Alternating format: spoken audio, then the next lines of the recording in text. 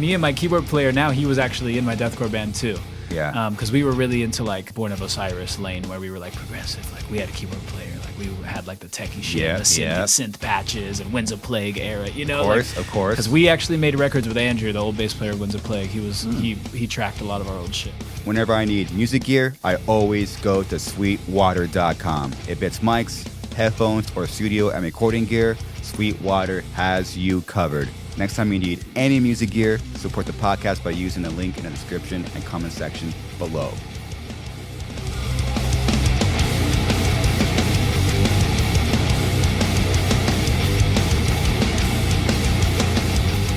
Well, apparently, scented candles are terrible for you. Dude, I just saw that because she was pregnant. So I read this thing that was like, it's worse than like living in a smoggy city. Like it dilutes your air quality so much.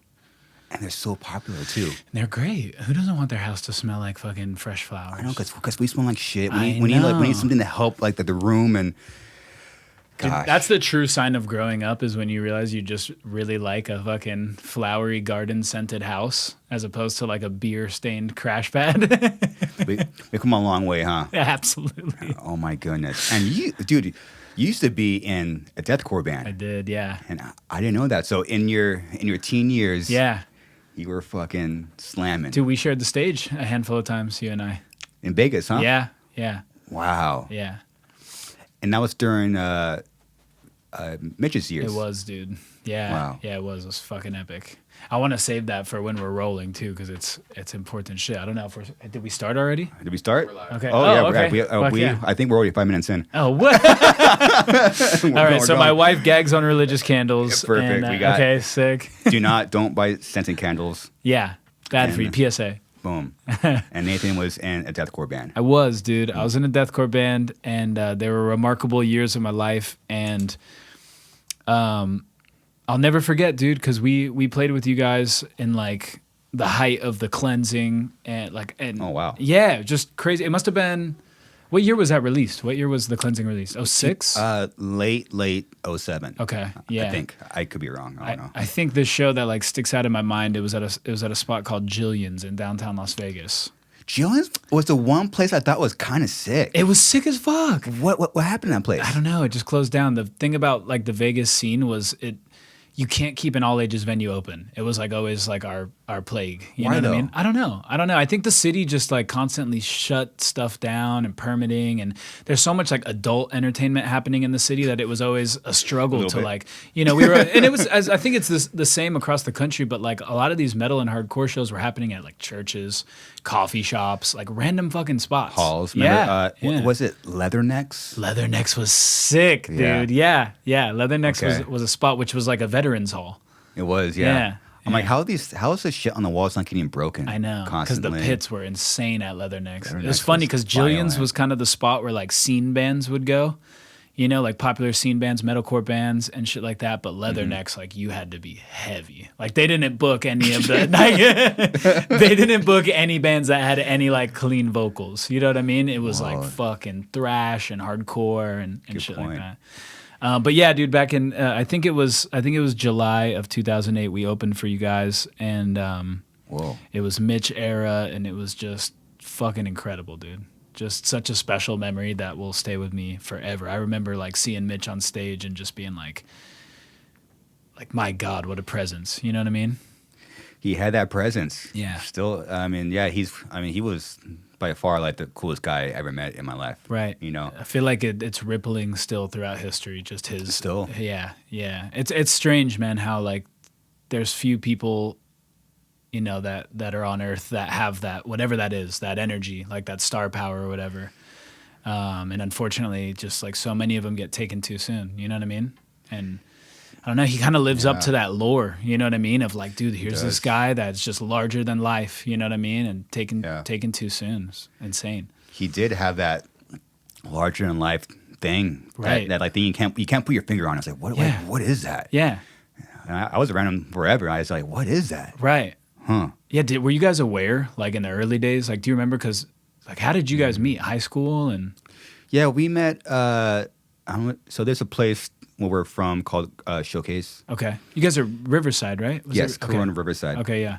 And Yeah, we met. We kind of were acquaintances. I saw him when he used to, like you have like the pit going and stuff. So he used to basically throw kicks at me. No I shit. would basically do that, right? Like at shows. Yeah. So that's kind of how I met him. And then, yeah. And he's tall. His legs are like this long, just destroying everyone. So tall and lanky, dude. It fucking pissed me off. Yeah. And then our previous singer for Suicide, it was his idea. Hey, Mitch, right? I'm like, no, I never met him. Right. But it was his idea to bring him on and do like a song, to have two singers in one song. I'm like, oh, cool. So I met Mitch, handshake in my garage. No shit. I was like, oh, there's a guy that always kicks me. Yeah, yeah. He was coming to like try out or just coming to jam. Yeah, he's coming to jam. He wanted to do that one song with us at our first show ever. Right. And then I'm not sure what happened. Out of nowhere, he was in. Such a wild thing, man. You know, just.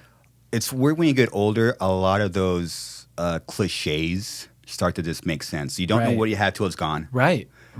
It's just like, man, I just had no idea. Right. I had no fucking idea. But then when it's gone, you're like, oh, okay. Like that was a miracle. You know what I mean? It was literally, he was like a miracle. Yeah. I mean, it's a once in a lifetime person that you meet and you get to hang out with. Absolutely. And grow with. Becoming a successful band with. Like, what a crazy thing, dude. Yeah, it's tough, man. His inspiration too, man, I think is like even for, like it reaches so far, dude, to places that like I don't even think a lot of people would know. Like even just to me, you know what I mean? Like some guy in a fucking reggae band. Like, yeah, what are your inspirations? Like Mitch Lucker all day, you know? Wow. All day, dude. You really touched on something special. Like you combined like the reggae thing with like your metal influence. Right. It's cool. Right. Yeah, it's kind of like, I grew up as like a metal kid, 10 years old, got a Metallica record, started playing guitar. Like all my favorite shit was just metal, hardcore, very involved in like the whole deathcore scene. And it's like original, like those golden years of deathcore, you know? Sure. And when I decided to start the reggae band, like it was like this whole transition. I moved to California to like go to college and shit. I had always loved both genres. But when I first started the reggae thing, it was like I was trying to distance myself from that sound because I was like, okay, I'm doing this other genre now. So like, let me dig into this genre, learn it. Let me like focus on this genre. Sure. I almost try to distance myself because like the metal shit would come through. You know what I mean? Like I would just have riffs and stuff in these songs. And we have a fly on the podcast. We have a fly. What's up? What's our guest? This is Marty McFly. This is our first guest. Oh my goodness. Anyways, long story short, dude, I tried to like distance myself from that sound because it's just like so ingrained in me. But I almost feel like now in the most recent years, I'm just fully stepping into it, man, because like I feel like I'm finally discovering myself as an artist to just be like, yo, I'm all of these things. Like I love reggae, I love metal, I love emo, I love rock, I love all this shit. You know what I mean? Yeah. So just trying to combine them in a fluid way, not even trying, just kind of like allowing the music to exist is like what I'm trying to do now. That's a good way to put it. Yeah. Isn't it wild to imagine where you were as a teen? Because you were playing in like this. Essentially, it was a deathcore band officially, right? Absolutely, yeah. And to go from that, didn't you leave that band kind of like, okay, like my time in music is done. Yeah, it's done. Like I mean, I kind of my ship has sailed. Right. Let me go to college. Right. At 20 years old, that's what I thought. 20. I was like, that naivety of youth. Yeah. You thought it was over. Yeah, because that was like a question I wanted to ask you too, man. Is like back in those days, like when I say we shared the stage, like. I'm sure you had bands here locally that were kind of in the same scenario, but you guys were kind of on this level where it was like there was these breakout deathcore bands of the time, Immure and Suicide Silence and All Shall Perish and As Blood Runs Black, like this whole generation of bands that were coming up, and it was like kind of creating the genre, obviously, you know what I mean? And we were like I felt like we were like 5 or 6 years younger than you, so we were the ones that were just studying you. Like, how old were you guys when The Cleansing came out? So 7. Early 2021? Right, okay. So I was really right. young. Yeah, you guys were like, that's what I figured, like 2021. We were like 15. You know what I mean? Whoa. So we were like watching you guys, and we were the local bands that they would stick on the touring package show. Like the touring package would come through, and then they would look, and all right, who are the bands doing it in Vegas, and throw us on there. Yeah. But yeah, so that was like, it was so cool to like learn from you guys. You know what I mean? Whoa. Yeah, it's cool. And now I'm learning from you. So we all could learn from each other. there you go. Sorry, Boom. I lost our train of thought, but there was a point to that, and I forget what it was. What was your question? Do you remember? We're just talking. Yeah, as it should be. As it should be. Well, also we should note that you officially don't smoke anymore. I don't smoke anymore. Why'd you stop smoking? Started giving me really fucking bad anxiety. When was this? Like right around the time I moved to California. So I smoked every day in Vegas when I was playing metal and hardcore, and moved to California, got into reggae, and I don't know, I just kind of like left everything that I knew in Vegas, and I moved out here, had no friends, no nothing. So like I would smoke, and I would just like be by myself and just start zoning the fuck out. You know what I mean? And I don't know, something just changed in me, and I just realized like it wasn't really my thing anymore. You know? So you came here doing the same thing you were doing back home in Vegas, right? And realized, okay, this is not my shit anymore. Yeah, exactly. Because it was kind of part of my identity, you know? Like when you're a stoner, it's just like what you are, you know what I mean? Like I just loved weed. Like I just smoked, I listened to music, I loved reggae, like I loved all that shit. And then, so it's kind of like an ego death in a way, because I moved here and I had to realize like, I actually just don't enjoy this anymore, you know? Wow. Not really my thing anymore. What was it keeping you at home? I'd say so, but also I had no friends, so I wasn't going anywhere anyways, you know what I mean? Yeah. I was like 21 years old, just moved here, just started going to fucking college, like felt so out of place, you know what I mean? How long did you go to college for? 2.5 years. 2.5 years. For what? English. English. Yeah. I've always wanted to do that. Dude, it's fun. I mean, it's like as a musician, it's kind of the same thing. Like I loved creative writing. Yeah. Like I loved reading. I loved the storytelling, like all that shit. So similar, you know? Yeah. When I moved here, it was in 2012. It was the same year that Mitch passed, because I remember we moved out here. I moved out here in July, and then he passed in October. And I remember, like, it's weird, man, because it kind of defines that era of my life. It was strange. I moved out here in 2012 and started going to college because, like you said, I thought that's why I started saying that, is because I thought my ship had sailed, because all my favorite bands had like made it by like 21, 22, or what I defined as making it. You know what I mean? We were opening up for you guys at 15, and when I was 20, 21, I started to really look at like, what are the next 10 years of my life going to look like? And my band back home in Vegas wasn't really doing much. So I was like, all right, maybe I just wasn't meant for this, you know? Because I remember like all the bands we were in love with at the time, you know, you guys and Miss May I was like so young too. If you remember when they started touring and shit, I remember because they came out and we opened for them, and dude, they were like fresh out of high school. Like they just graduated high school. I remember they were all 18 years old, and like they blew a tire. We came and like picked up their trailer and stuff. But that contributed to just me feeling like, oh, maybe I missed my shot, which is so funny. If I could go back and tell myself like, dude, it's all good. 20, you're 20 years old. You know? You're 20 years old, man. Yeah. But you have a small worldview at that time. Sure. You know what I mean? And especially in the scene that we were in, is like a lot of youngsters, you know what I mean? Like everybody was so young. So that's kind of what contributed to like, all right, maybe I should just go get my shit together. I go to college. I end up going to a reggae show and being like, you know what? I'm going to shoot my shot with this. I've loved this genre for a long time. I'm just going to start at my own band. From scratch. Yeah, from scratch. I posted an ad on Craigslist, which, you know, a lot of us did in those days, looking for musicians, because you know everybody in your scene. This was cool, though, because I didn't know anyone in California. You know, I had just moved here. So it wasn't like when you're all burnt on your local scene, like, oh, I know that guy. You know what I mean? My bass player responded and was like, dude, I love the same bands. Let's jam. We jammed that week, and the rest is history, man. Just from an ad on Craigslist and shooting your shot. Yeah. Isn't it kind of crazy how far... like when your perception is this, and then to see where you're at now? It's so strange, dude. It's like that small world view, you know? And like, I think it's a good reminder too to us in like our age now, is like, dude, we kind of like feel like we know it, like we know the path, but we don't know. We don't know what's going to happen. Don't know. Yeah, no idea. Yeah. No idea. Like maybe a little bit more now in our 30s. We're like, okay, I can kind of clearly define, and like I can kind of like arrange what I want my path to be more than when I was 20, you know? Yeah. But we don't know. Yeah, we don't. Yeah. It's like, you know, what the fuck's going to happen tomorrow? What do I have for breakfast? Right. You know? Right. It's crazy. Yeah, we don't know, man. I always, this hit me like 6 months ago, where I always tell people, you know, I don't know what I'm doing. I don't fucking know. Because people ask you, how do you do this? I don't fucking know. But I always know what I wanted, and I always knew what I didn't want. Absolutely. You know, that's all I guess, experience that I could share with you. Yeah. You know, it's like, I was, oh, well, even as like a dumb kid, like I kind of had that. For sure. For sure. I think that's like just as important as knowing what you don't want, you know? And then you just focus on the shit that makes you happy. Yeah. You know, like playing guitar, starting your podcast, which by the way, dude, I know we kind of started unofficially, but thanks for having me. I'm fucking stoked to be here. Thank you for being here, man. Yeah, I'm really stoked. I know we've been talking about it for a while, so yeah. Finally timing is, I mean, and from the time that we were talking, a lot has happened in your life. Like you, I saw what you were moving, and then you had a baby boy. Yeah, I did. Crazy. Yeah, because we must have chatted in what, like April or something. I think I was still on tour. Yeah. I think I was in France when you hit me up, and I was like, dude. Oh my goodness. I was like, fucking, I had to know that. Yeah, I was random. I was like, dude, fucking Chris Garza just asked me to be on his podcast. I'm fucking blown away, because, dude, honestly, like as a fan, I'm fucking I'm a big fan, man. I'm stoked to be here, dude. That's cool. So yeah, that was probably back in April, and a lot has happened, man. My wife was pregnant. We had our baby boy, who's just awesome. Just fucking coolest guy in the world. We had to move, which sucked. I don't recommend that to anybody. He was 3 weeks old when we had to move. No.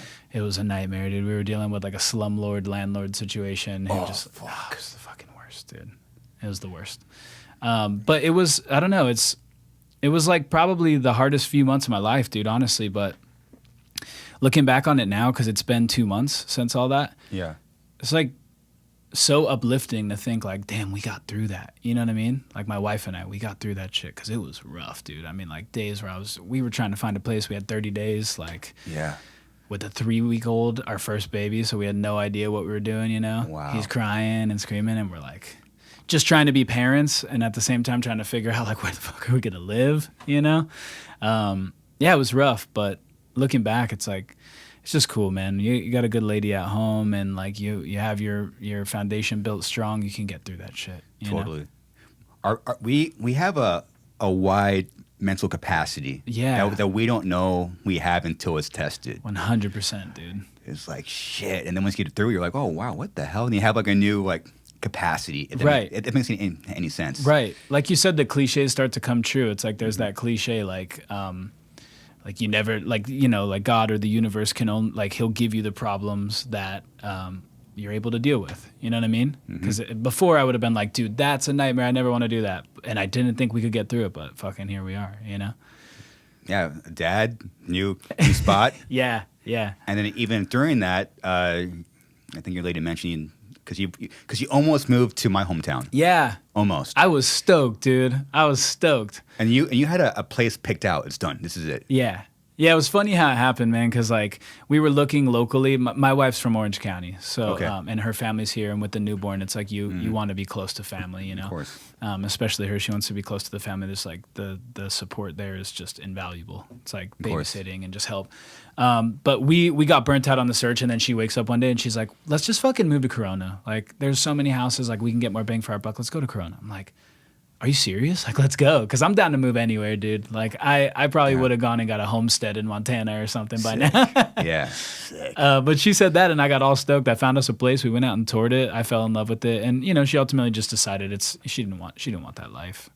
And she's never been away from Orange County. So I'm like, all right, I get it. We'll stay in Orange County. We found a great new place, too. We love it. It's a fucking awesome place. Same town? Yeah, La Habra. Lucky. Yeah, close, because that's the thing too. Her salon's there. She's a hairstylist. Oh, you know, a lot, yeah. Good to be local. Totally. Man. Yeah. You don't want to add that traffic time. Yeah, it's rough. Yeah. For me, I don't really leave the house still. So I'm like, I was in my studio at home. Like, I'm good. I'm down to like come out to Orange County for shows and stuff still. But like, it's easier for me, you know, having the studio at home and everything. How did I know that you were a cat person? Dude, I don't know. I just emanate that energy. I just know. You ever know when someone's a cat person? I think so. Sometimes I'm like, it's funny today. I was thinking, like, how did I know that? Yeah. How did I know? Yeah. And even me knowing. Yeah. I'm like, how did it? Are you a cat person too? Oh yeah, I love my cat. Really? Yeah. What's your cat's name? Leo. I love it. Had him. He's 7 years, 6 months old. I love it. What kind of cat? I know we don't really know breeds, but like what color? Domestic short hair. Okay. So you gray. do know breeds. You're a cat person. Let's and go. And your cat is a Siamese, correct? Yeah. Okay, yeah, I have cool. 2 Siamese. 2 of them? Yeah, I have 2. Sick. Yeah, one's name is Wonton. Wonton. Yeah, he's like the classic like seal point Siamese, and then I have another one. Her name's Susie. She's a little spotted like torty point Siamese. Sick. Yeah, dude, I love cats. They're the best. I mean, how do you? It's usually in my room. It's like it's rhythm guitar players that tend to be like the more like reserved people tend to have like cats. I'm cat like, personality. Yeah, they always want to stay at home and you know, homebody. Yeah. Like yeah. And my cat almost. I mean, he's great now. He almost died about 2 months ago. Oh no. Yeah, he started throwing up, and I took him to. I learned the hard way what like the. It's funny, you could drive past the building almost every day and not even care about it. Right. And this place was the Corona Animal Emergency Hospital. No shit. And I was like, finally, okay, it was okay. I'll take him in. Yeah. And then they had to hold him for 48 hours, and he gave him his nutrients and went to visit him. I learned very quickly what care credit was. Okay. Yep. Yep. It's so fucked, dude. I mean, I get it. Like, you have to pay up front for your pets. Right. But it's just like the emotional state that you're in and the time. It's awful. And like the price, you're like, basically what they tell you is that, okay, pay this. Yeah. We'll save them. Or you got to go home and your pet's gonna die. But they don't tell you that. But that's essentially like the circumstance. Right. And okay. And what's the price? And you see it like, oh fuck. And then luckily, I mean, there's no price I would have saw that I wouldn't have paid. Yeah, it was absolutely. Like we do that for our animals. I don't know, like shit. And then care credit, and then you can see the contract is like it's like something crazy. It's like 29%. Yeah. It's like. That's the interest rate? Yeah. Oh. So if you don't pay up in I think my term is like 6 months. Yeah. Like you're gonna pay that interest. Luckily, I'm gonna pay it off within 6 months. But man, I could see how people get into serious debt with the animals because if you don't have that income in 6 months, then it's just stacking up. Dude, that made me think about other people, and then like all the other people you see. Because I was there all day. Right. And you see people in and out, right? The dogs trying to figure it out. It's like, dude, this happens every day. Oh man, that's so gnarly. Fuck. It makes me feel good about like my wife was adamant that we got insurance for the animals. Good, like, good. I had never fucking heard of that. I didn't know animals could be insured. So we pay the monthly. So pet health insurance. That's a real thing. Yeah, it's a real thing. Pet health insurance. Yeah, folks out there, if you have a pet that you love, it doesn't hurt to tack on the insurance. So you got 2, right? 2. Good. Yeah. How old are they again? One's 3, one's 4. Good age. Yeah, they're psychos, dude. Psychos. They're psychos. I love them. I mean, I know you don't smoke now, but I'll smoke sometimes, and then like sometimes cats just know. Yeah. When you're fucking stoned. Right, and they're looking at you, judging you. and they start fucking with you. Yeah. He'll like Leo like bite my leg. Yeah. Decided to just fuck you a little bit. Like, I was testing you, dude. Like, you're high, Dad. I said, man, what are you? Are you high right now, Dad? Like, yeah, I am. Fuck. Oh my goodness, that's dude. fucking hilarious, dude. So you met your bass player through Craigslist. I did, yeah. What were you thinking when you put out the ad? Okay, I'm put out this ad. I mean, so you said that you thought that your career was like, okay, I'm done. Right. But during like your coming back to playing music, what was like? We like I'm gonna go for it again, or was like I'm gonna I'll do a local band. Yeah. What was like your mindset? I think for me, dude, it's like similar for a lot of musicians too. It's like playing music was all I really knew, like growing up. It's how I made friends. You know what I mean? Like all my friends were musicians, were always in bands and shit. So for me, it was like just being in this new city. And really just wanted to jam. I didn't really think of it beyond that. You know what I mean? I was just like, I need like some cool dudes I can jam with and like play some music. I wasn't really thinking about touring and all that. Yeah, no, especially because like, before in Vegas, like my bands, we didn't really ever tour. We were just like that local band that would be on all the support gigs, festivals, all that kind of stuff. We never really got to that level of like booking agents and managers and like this kind of shit. All the bullshit. Yeah, all the craziness, right? So, yeah. So like, starting the reggae band, it was really just like, let's just jam. Let's just, make some new friends out here, play some music. And a couple of years in, that's when we all learned together what the booking agent side of it, the management, as things progressed, So you let it naturally kind of get to this point. For sure. We was like so happy just being 20 years old and finally being a musician again, Because people would ask me like, it was only about 6 months, dude, that I made it, like not being in a band. You know what I mean? Like I moved out here to start college, and then like 6 months in, I was like, fuck, dude, like this ain't me. Like being a student, like all this, It didn't leave you, huh? Never. It never did. And then people would ask, you know, like, hey, man, so like, what's up? What do you do? And I'm like, first time in my life, I'm not in a band, you know, because I've been playing guitar since I was 10. First thing I did was go and join a band. So that was my answer to the question. Like, oh, I'm a musician, you know, check out my band. Here's a CD, whatever. Here's our MySpace, like that kind of shit, you know? So people would ask me on those like brief months that I wasn't in a band, and I would just be like, fuck, I guess I'm just a student, you know? But yeah, I wasn't really looking at the future of it, man. It just like, it all just unfolded in like a really cool, organic way. And I'm just grateful, dude.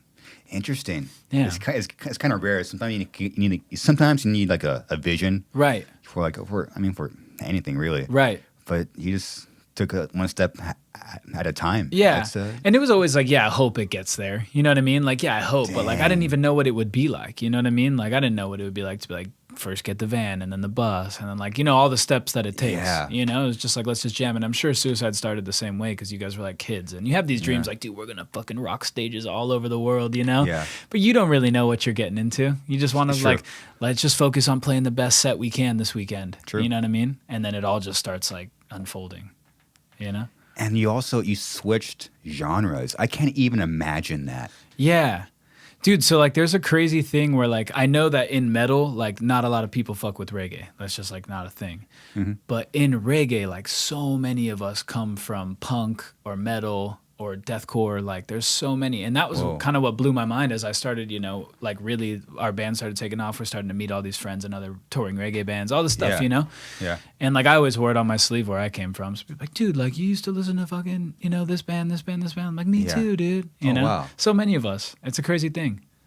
Crazy, huh? Yeah. You straight up switched genres, dude. Yeah. I can't like, cause I just can't fathom that. Like, you know, like, okay, like you found this one style of music that you love, but in high school, right? You were both already listening to metal, and were you already in like the reggae scene in high school? Well, there was no reggae scene, but like I loved reggae. But I would like my iPod was similar to what it would be today, where it was like Suicide Silence, All Shall Perish, Lamb of God, fucking Sublime, Slightly Stupid, like all that shit. Interesting. Me and my keyboard player now, he was actually in my deathcore band too. Yeah. Because we were really into like the deathcore band was very much in like the Born of Osiris lane, where we were like progressive. Like we had a keyboard player, like we had like the techie shit, and the synth patches and Winds of Plague era, you know, of course. Because we actually made records with Andrew, the old bass player of Winds of Plague. He was he tracked a lot of our old shit. Really? Yeah. Where at? Rancho Cucamonga. So you were in Rancho? Yeah. Okay. Well, we would come out from Vegas and we would track with him. Sick. I don't remember what he was calling his studio at the time, but I'm sure you remember Andrew. Yes. Yeah, Andrew Glover. Glover, of course. Yeah, cool cat. We were very much like, we loved Born of Osiris, Winds of Plague, all the like, because we like wanted to have the keyboard player and play like cool, spacey, Egyptian sounding shit, you know? Of course. But anyway, so my keyboard player at the time, he was into metal with me. But he also, we fell in love with reggae together, you know? So, and then, you know, the other half of the band would be like, why are you guys listening to this shit, dude? You know, this reggae shit. Wow. We just loved them both, man. There's a lot of like similarities in the genre where it's really just about the groove and it's about the vibe of the song, you know what I mean? It makes your head bob. Yeah. Yeah. And so you were already loving reggae, and then you see a show when you're 20. Yeah. And it's kind of sparked something back. Yeah. And we had been going to reggae shows a long time, you know, but I think it just hit different when I was like in California and I wasn't a musician, and I went to a reggae show with some coworkers and was just like, why don't I start? I've always loved this genre too. Like, why don't I try and start one, you know? Dang. Yeah. It was meant to be, man. I think so. At what point were you writing? So once you find your bass player, Nick, right? Yeah. Like, yeah.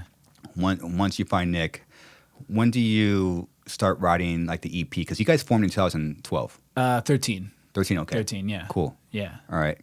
Early 13, yeah, that makes sense. And then EP came out in 2014? I think 15? it actually came out 13. You probably have it in your notes. Yeah, I do. I should probably know this. You're making me second guess myself. No, all these notes I took. No, you're the one that you actually went on the internet to find out what was real life. Hey, dude, Wiki, dude, is off a lot. Yeah, that's true, because it's like dude. user submitted, right? Yeah, I'm always like trying to figure out how do you change the information on the wiki. Right. I had no idea. Yeah, I have no idea. I don't know how you do that. And then I'm like, where's this shit coming from? Because can anyone just go on there and change it? I know. I was like, what the fuck? I don't think so. I think you have to have some credentials, but I don't know what it is. Okay. Oh, there you go. He's got it highlighted. There we go. but I just lost my glasses, so you have to read that. I had to go to fucking Target yesterday. Released their first EP in 2014. Okay, there you go. You were right, Chris. Dude, I'm in the band already. Dude. Yeah, you fucking know, dude. Oh my gosh, dude. Yeah, so EP comes out. Yeah. Sick. So when you're writing that, is there like, you guys serious? Is this feeling serious? We were all in, dude. Me and my bass player Nick. Like once we met each other and we started jamming, we were all in. We're like, let's make this music. You know, like I said, we didn't really envision a future. We knew our fly's back. Marty McFly. Our guest is back. Yeah. You want to have a beer? Dude, let's fucking go. We got Dos Equis. We got Tecate. Yep. I'm cool with you. What's in a bottle? I saw in a bottle. You got Dos Equis in bottles. Of course we do. Let's go, dude. Okay, we do. Let's pull out 4 Dos Equis. All right, please. I like your style, 4, Chris. Because you don't want to ask again. Yeah. Hopefully this flag gets it for us. Okay. Yeah. There you go. And then obviously, because then you do the record. Oh wait, and one more thing. Yeah. Wiki also says that your band formed in 2012. Ah, fucking, it's wrong. Whoever wrote that, whoever went on Wikipedia, you're wrong. So it was 2013. I think it was 2000. I moved here in 2012. It was about 6 months before I met Nick, because I feel like we met in January of 13. So the band kind of started early 13. And then I guess, maybe it took about a year to put the EP together or something. We were jamming. That's quick, dude. Yeah, it's not bad at all. It was a quick EP. I think it was 5 songs. Thank you, my brother. There's also Amber. Ooh, okay. You want the... I'm a classic kind of guy. Classic? Okay. More of a classic, man. Thank you. We got these corn coasters. Sick. Thank you, brother. Appreciate you. So you guys went quick. Like once you met him. Yeah. So right, this is when you're vibing with somebody. Yeah. You just know. Oh, dude, we just knew. It's like shit. Cheers, my brother. Cheers, Nathan. Thank you for having me, dude. Anytime, man. Anytime. Yeah, we decided we liked the same bands, and we found what has that Amber one. It's all right. That's good. Okay. It's heavy, dude. Is it? Yeah. It's like a riff. This is such a sick coaster. Right here. Yeah, we met, and it was so fucking funny, dude. We found a drummer on Craigslist too. His name was Frankie. Shout out to Frankie. I don't know where he is these days. All right, where are we gonna jam? And Frankie's like, well, my dad has a dentist office in Burbank, and I think we can jam there. So our first jam session was at this dude's dad's dental office in Burbank. Dang. Yeah, but I just remember because we kind of knew from the jump. You know, when you meet a new musician, like you can kind of tell, like, oh, I could vibe with this guy. You know, me and Nick hit it off right away, and we were all in, and not really so much with Frankie. But I remember Nick came, bottle of red wine, he's rolling fucking spliffs, and we're just hit it off, dude. Wow.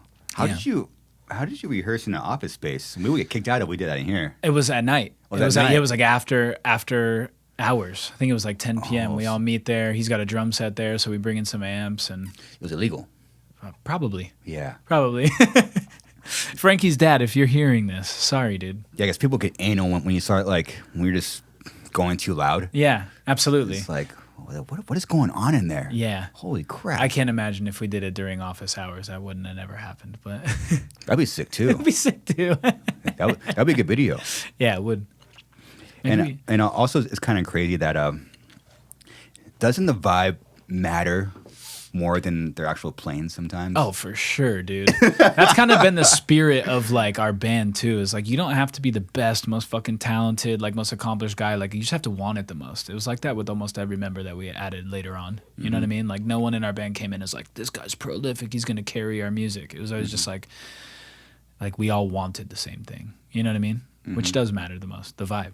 Were you always that way? Like, okay, if I do this, like I'm all in. Like this is what I'm doing. Yeah, I'm a psycho like that. You are a psycho. Yeah. You kind of have to be a psycho to kind of pursue. Dude, you do. I'm sure you kind of felt that with the podcast too, right? It's like you have the idea like, yeah, I'm going to start a podcast.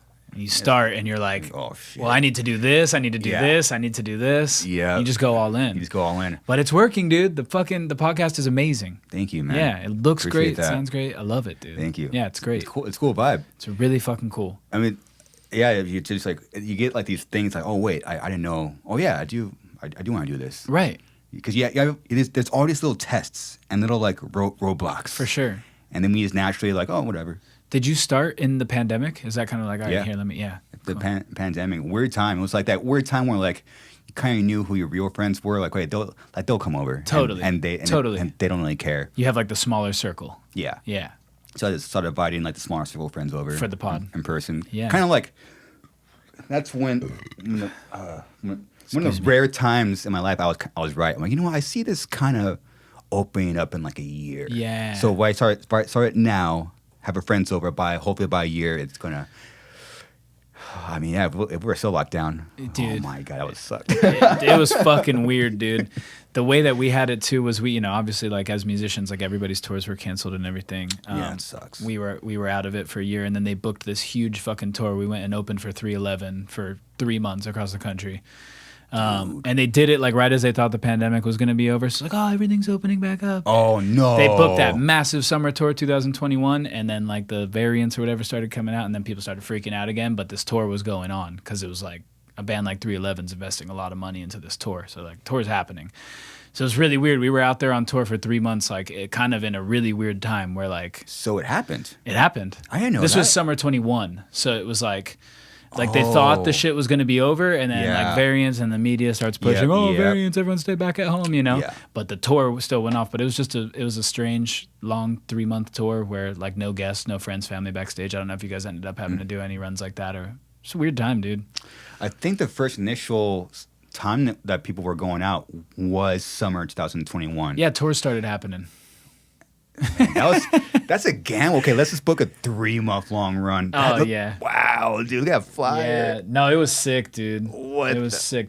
You know what's cool about a Wow. band like 311 too, man, is like they just played that Sick New World Festival, the one in Vegas with all the new metal bands. Oh, they did, huh? And I'm like, that is so fucking. They're like the one band in our genre that can change lanes like that. To be like they're on every reggae festival, but they can also fit in somewhat at these like new metal fests and stuff. Really? Yeah, they were there. I got to check them out again. Yeah, I mean, it's very like it sounds 90s. You know what I mean? I like Yeah, I mean, but dude, some of the tours that 311 was doing back in the day, being on the road with them and seeing some of their stuff like backstage and everything, like the lineups that they used to. I'm pretty sure they've toured with Korn and they've toured with like they definitely did co-headlines with Limp Bizkit and stuff like that. I'm like, that is so fucking cool. They're a band that like kind of refused to stay in a lane, I mean, you're kind of doing that now. I'm trying, dude, and definitely with some inspiration from them, man. Because like they just couldn't be put in a box. You know what I mean? And like the early days of IYA, like for sure, the first couple of years were like we're a reggae band. But now, like I said, it's kind of like coming full circle where I'm like I'm just letting the music exist, dude. So like, I just bought a new guitar. I just bought a 7-string, and I'm putting that shit in reggae. I saw. Okay, so I have that's in my notes to bring up at some point. Okay, so what are you doing? So reggae with breakdowns. Okay. Yeah. Like I said, like there's similarities in the genres. Like it's grooves, Okay. And I've always been a riff guy, dude. Like a lot of the IYA shit, like it has riffs. You know what I mean? But now it's like I'm gonna put real fucking riffs in it, Really? Yeah. So I bought the 7. It took me a while to figure out which one I actually wanted, but I bought a Legator because it had a kill switch already on it, and I've always wanted a guitar with a kill switch. So it had like a couple of requirements. I needed a Floyd Rose, I needed a kill switch, and I needed it to be 7 strings. So it's like there's not really many guitars that come factory made like that, And everyone's like, dude, it's so easy to put a kill switch, but I'm like, I don't want to go buy I almost bought a Music Man, like a really expensive Music Man Majesty 7. Yeah. But then I don't want to dig into that thing and like put a kill switch. I don't know what I'm doing. So I just bought the Legator. It was like perfect. It fit all the specs. Really? I started writing with it, man. I'm obsessed with this guitar. It's so fucking cool. And just been having a lot of really cool ideas of these kind of like riffs and grooves to put into reggae. And it's tuned in drop G. So it's low as fuck, dude. Oh my gosh. Yeah.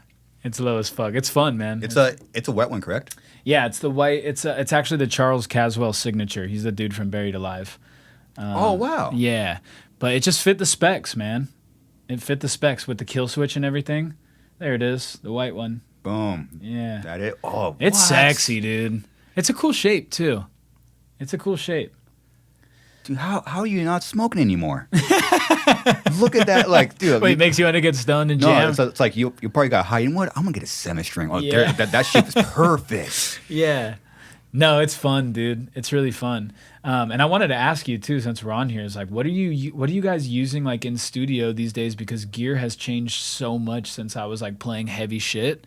Oh, like, dude, what do you guys it's constantly changing? Are you guys so are you guys quickly. using amps in the studio still for your records, or are you guys using a lot of plugins and real amps still? Real amps. What do you use? Like dude, we roll into tours, but we're the only band with amps. I fucking love that, dude. It's coming back, dude. It is though. Because like in 2018, 2019, all of the bands were like, bro, we're on Kemper now. And so like we all got Kempers, which is really easy because this summer, since I have the baby, we've just been doing fly dates. We didn't tour this summer, so it's just been fly in, fly out. So fly with the Kemper, have your exact tone. It's been fucking awesome. Yeah. But all those bands that switched to digital are now like starting to load the stage back up with amps. There's just something about it, dude. There's something that it's all about the unexplainable.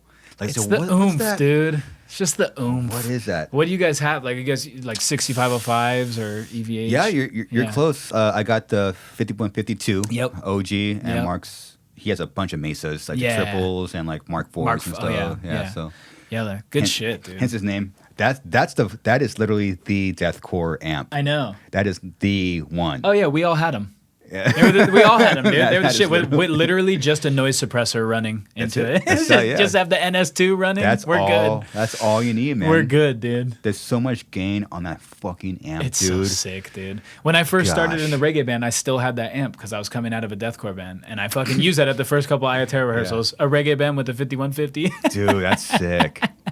So you guys were using Kempers, but aren't they known to not have the best cleans?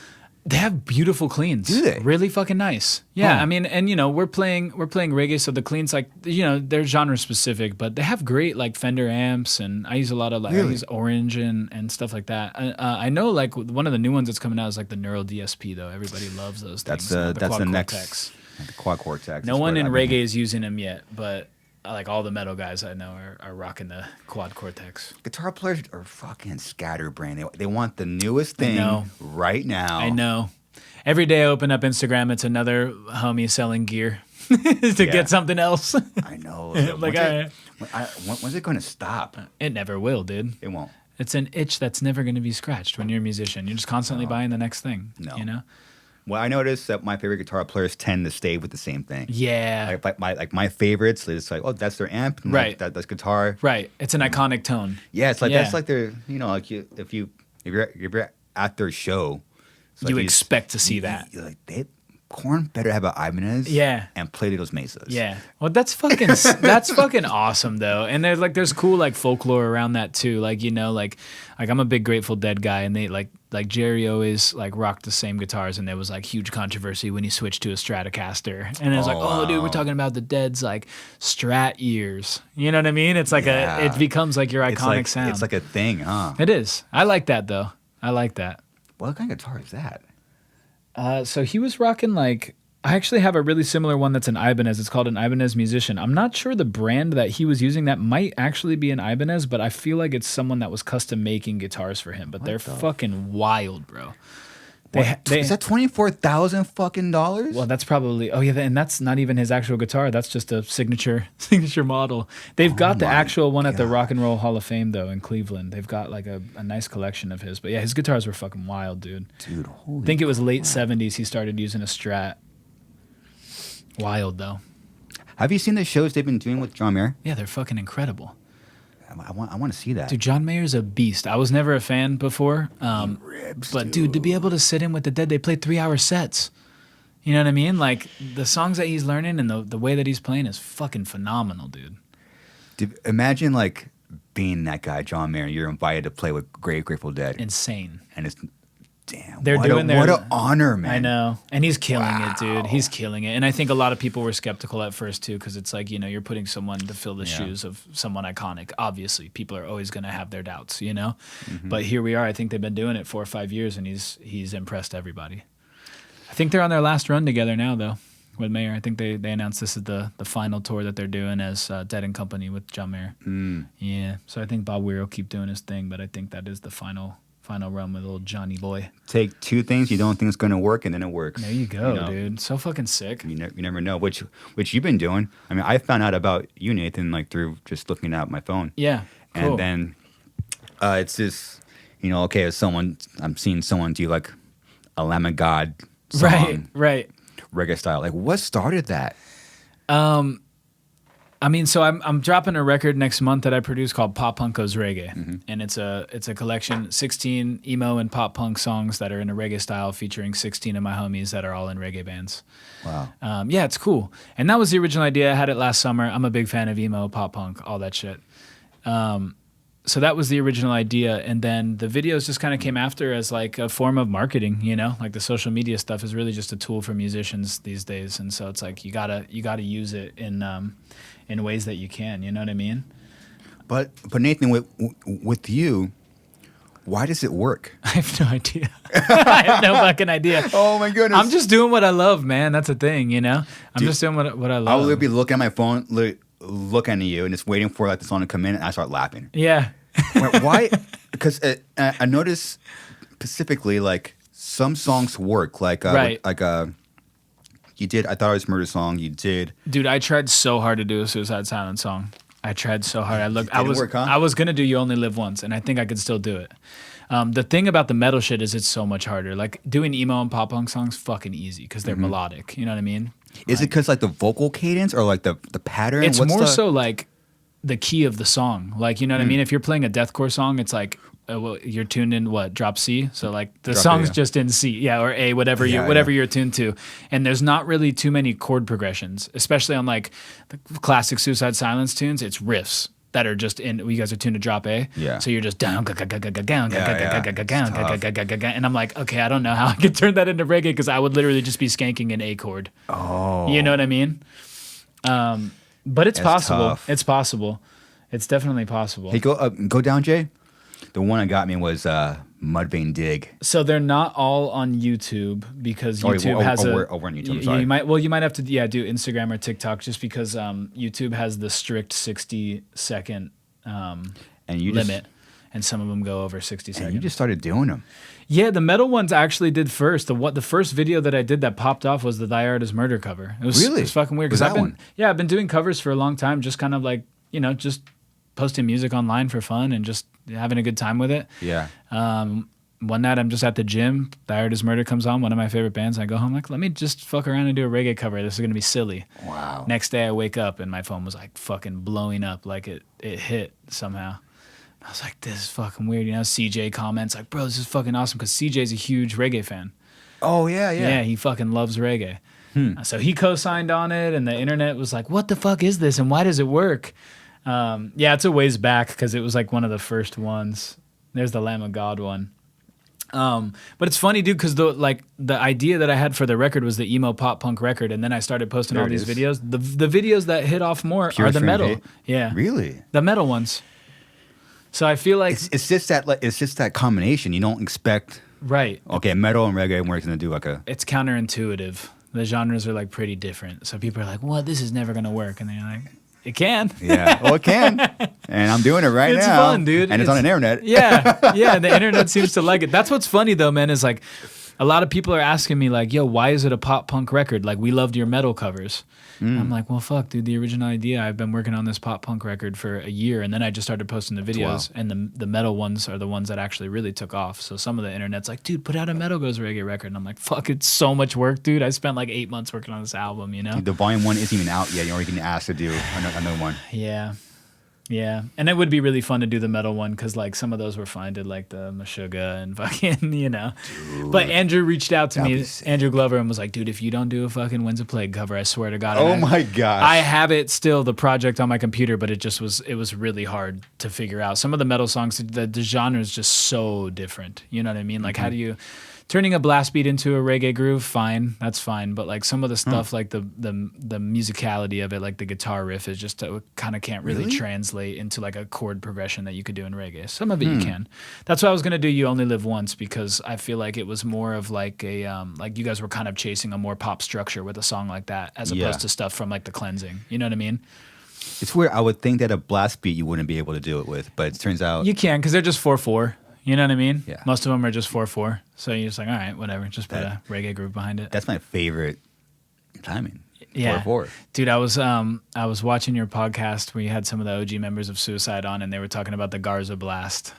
And it was so reminiscent of us back in the garage in the day too, telling our drummer like, dude, it's like this. Yeah, like you can do it. You can do it. Dude. Yeah. It's funny because you can't do it, but you know in your head, in your eyes, okay, no, the ride is separate from the snare. Right. Alternate them. But really fucking fast. Yeah. And then follow it on the kick. That's it. Yeah. Yeah, that was a thing. Yeah. And not a lot of drummers could do that. I know. It was actually that they could blast, but they get like the switching right. We always called it. I think we always called it like the off time blast or whatever. Yeah. You hear the off blast. You hear the Euro blast. Yeah, the Euro blast. Yeah. But why? Then you have Ghost Inside too. Yeah, those are my fucking boys, dude. That they were just here. I know. It was sick. Did you go? I went. Yeah, I was sick. Did you do the early show or the late show? Late show.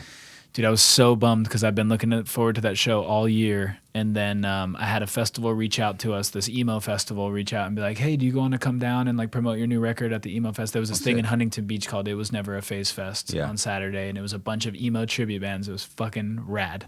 Dang. And so we went down with the clothing company. But they asked, and I look at the IYA TERRA schedule. Oh, August 19th. I'm not doing anything. That sounds familiar. I know there's something on that day, but it doesn't say in my IYA TERRA calendar. Mm-hmm. All right, I'll book it. And then I book it, and then 2 hours later, wife goes, that's the day of the Ghost Inside.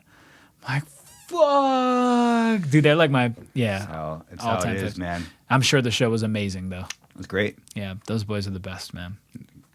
They've been through a lot. Yeah. Holy shit. Did you guys grow up playing a lot with them, too? Just kind of being, Yeah. They were LA, you guys were out there in Riverside, Corona. Yeah.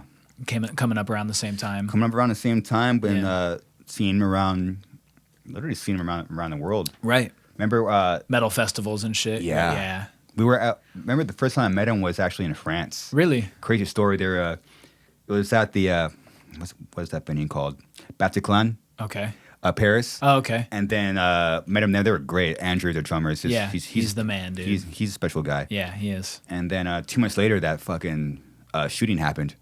Which one? The one that in Vegas. Eagles of Death Metal. Oh, remember? I remember it was that. a Paris venue, and we were just there. A lot of bad luck. Yeah. This like surrounds like both our bands. Yeah. And when I needed to confirm with Ghost Inside because I was kind of waiting for I kind of bring this up to them, but right. When they got into the crash, I believe we were on tour with Korn. Really? And our driver left mid-tour to do their tour. No shit. To drive for them? Yeah. And then he was the one that... Really? Yeah. That was your guys' driver beforehand? Yeah. Oh my gosh, man. That's insane. That's fucking insane. It's a weird circle, dude. Yeah. It's a very tight-knit circle. Absolutely. It's like, man, you're so close to the tragedy. You just don't...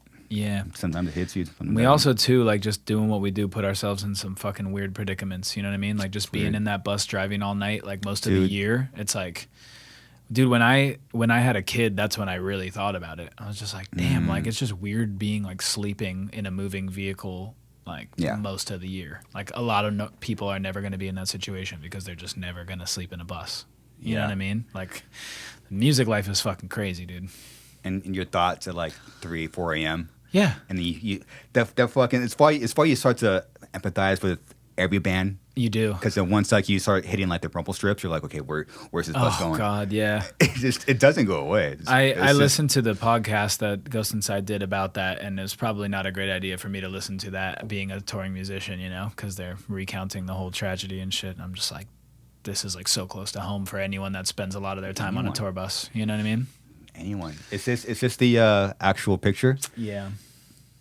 I love them so much, dude. Fucking terrible. The fact that they overcame that and put out one of their best records to date, and just like they're the most stand-up guys, and they're fucking cool, man. I met them during the pandemic too, because I switched over to I started streaming on Twitch a lot during the pandemic when we couldn't tour and everything. Oh wow! So I was playing a lot of music on the internet and stuff, and their guitar player Chris also was a Twitch guy, and so we just started streaming together and became buddies, and oh wow, yeah, formed a real friendship off some weird internet shit, you know. It does. There is a bright side to the internet and social media. There is, man. There is. There absolutely is. There's like these connections that you can make. And so this is like the bright side of it. Yeah. You know, this is like the cool part. It works like how you want to use it too. You know what I mean? It's weird being a musician in today's day and age. Is like we're not in the scene anymore where you can just get signed major record label and just get 30 mil and go buy a house and provide for your family, you know? It's like you got to use it as a tool. So. Yeah. Like, you really gotta love it now. You really gotta love fucking, it, dude. You have to fucking love it. Yeah, and it's fucking weird because you can't just write a great song anymore. You know, write a great song and then figure out a way to get it in people's ears. You know what I mean? Used to just be write a great song and maybe break through the void and people would hear it and your band would be successful. Yeah. But now it's like you got to figure out how to make content for that fucking song. Yeah, it's weird, dude. It's weird, but Yeah. it's cool. It's funny what you would do for something that you love. Yeah. Right? Yeah, absolutely. It's funny. Yeah, I mean, we've done some weird shit to be successful, but you know what I mean? Like the stuff that we do, man. I remember when I first moved and I like was in college and I felt like I had lived so much life more than like my other college classmates because these are kids that are just getting in college, 19 years old. They just went to high school, maybe played some sports and stuff, and here I am. I'm like, dude, I've been fucking playing music and living this crazy ass lifestyle, you know? Like I feel like I've lived like a much crazier life, you know? We've done some crazy shit as musicians. It's not a lot of people are going to experience the things that we experience, you know? You've seen a lot. In those early years too, you know? Those early years of just being in a van and just, you know, traveling and all that shit. It's wild, man. How's your perspective change on what you do now that you're a father? I feel like you just give energy to like what's really the most important. It kind of clearly defines like what's important. You have less energy to give to like petty bullshit and the things that you don't really want to do because your time is so much more limited now. You have a child to raise, you know, and you just want to do the things that your kid's going to be proud of and that are going to help like push your family forward, you know. We're still new in the game. He's 3 months old, but yeah, a lot of fucking crazy like revelations just come at you like pretty quick. It's like boom. It's boom. weird, dude. And you don't even got to smoke weed to get those like you have a brain blasts, dude. Brain blast, dude. Yeah, it's holy crap. You have dude. children, Chris? No, Yeah. but it's been I'm 37 now. Yeah. So I've been dating my chick for going on 4 years. Okay. So you're having like the conversations now. There we go. Trying to get. You want the house? Yeah, Are you gonna absolutely. have kids? Absolutely. It's like, man, I would never thought I would be in this position. I know, but it's a Never beautiful thought. thing, man. It really is a beautiful thing. I'm terrified, dude. Yeah, but lean into it, man. It's good. Yeah. It's good. Like I feel like obviously everybody like live whatever life you want to do, but I was the same way, dude. I was so terrified. But my wife's a bit older than me. She's 3 years older than me, so like emotionally she was so much more mature than I was, you know what I mean? Here I was like a 23-year-old like fucking musician kid, you know. I was like 18 in my mind, and she always had a vision of what she wanted for the family and stuff, and it's like it's so fucking cool, man, to just like be stepping into that and seeing like I don't know, I feel like I can look at my life from an outside perspective and be like I'm pretty proud of what we built, you know, like I'm saying, like getting through the hard times and shit. It's like I got a great wife, I have a fucking amazing baby boy, like the band's doing good. I'm just like, this is the kind of shit that I feel like when I'm older I'll be like I'm proud of this, you know what I mean? Man, you are a rare person. You actually did it. Yeah. Like, okay, my music is successful. I kind of reset my life multiple times. Now I have a woman that I love. Now I have a kid, now a family, a home. Yeah. The band's fine. Yeah. It's a beautiful thing, man. It is. Yeah, I wish it for everybody. Like I wish everybody gets exactly what they want out of their life. But just have a fulfilling life, you know, whatever that means to you. It's a beautiful thing. They would have a family and still do your art. Yeah. Holy. I'm figuring it out, dude, because like with this guy, I haven't been able to be in the studio much, but you know, he's 3 months old, so it's kind of an all hands on deck situation, but it's starting to get more and more every day. I'll put him on my lap and play guitar, and I'm trying. Yeah, he's cool with music. He likes music, so. But it's hard, you know, if he starts crying, then it's like, all right, put the guitar down. Gotta carry the baby, you know what I mean? Were you, when that first started happening, did that give you a new level of patience? Oh, dude, that's like kind of been my go-to saying. It's like whole new level of patience I never knew existed. Because we don't really realize before children, like our lives are a bit selfish, and not in like a bad way, but it's just like, what do I want to do today? You know what I mean? Where do I want to go? What do I want to do? Yeah. And then when you have a kid, it's like, it's not about what you want to do anymore. It's like, what does this kid require of me today? You know what I mean? But I think that's good, man, especially for a person like me, because I've been like really used to just like, oh, I want this, I'm going to go get it now. I'm going to do this. I'm going to, you know, jump in, dive all in. I think it's brought me a more sense of like being grounded, of just like having this child to take care of, you know? It brings things back to basics as fuck, dude. You wake up in the morning and you're just like, your mind's not racing with a million different things and calls and things you have to do. It's just like, I'm here at home with my family, and that's where I'm going to be. Like the presence too, man. It's made me so much more present, you know? Yeah. Patient. Yeah, you really have to be in the moment. Yeah. You know? Absolutely. Yeah, taking those steps, terrified, dude. It's, It's scary, dude. It is a scary thing, but it's fucking beautiful. A lot of things in life that are beautiful are also scary. it's true. You know what I mean? Like a lot of people wouldn't want to get up on stage in front of 10,000 people. They'd be fucking terrified. Mm-hmm. But when you do it, like that's one of the most beautiful feelings in the world. It is. You know? But it's scary. It's funny what your mind does to you, huh? It always Yeah. is like, no, don't do that. Don't do this. Don't do that. Yeah. But it's like once, I think it takes a different human just to be able to shut that shit off. Yeah, and then push through it. And you just push through it. Yeah. Or do the opposite. Yeah. But then It's you a get the weird- reward, you know? Because there's no feeling like, damn, I fucking did that. Even though I was terrified, you know? Mm-hmm. I fucking did that.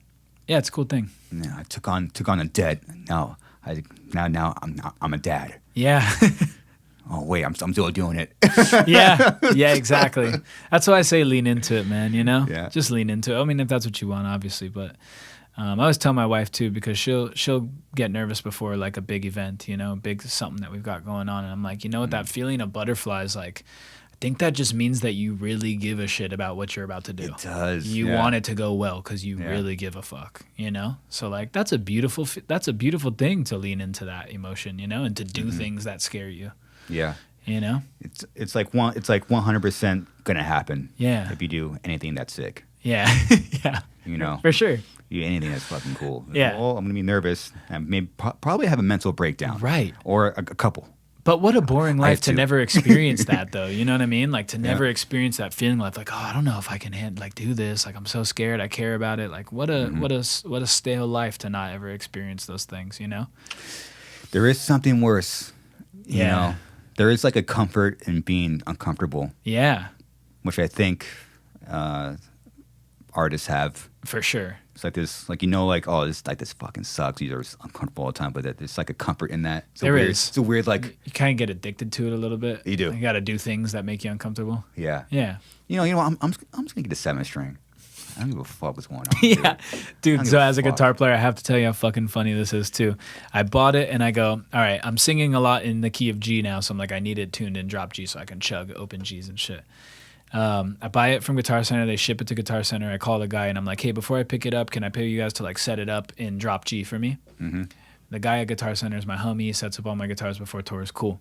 Yeah. So I go pick it up and I take it home, and it's right when we're in the middle of the move. So I pretty much pick it up and just throw it like in my truck, and I don't touch it for like 2 days because like I just have no time. We're moving, you know. I have a 3-week-old. We're moving.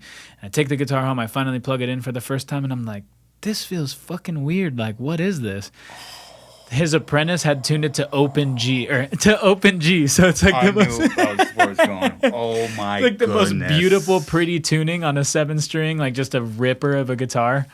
So I call him and I'm like, hey man, you guys accidentally tuned it to open G, not drop G. And he just starts busting up laughing, and he's like, that was my apprentice. That's pretty on brand for him.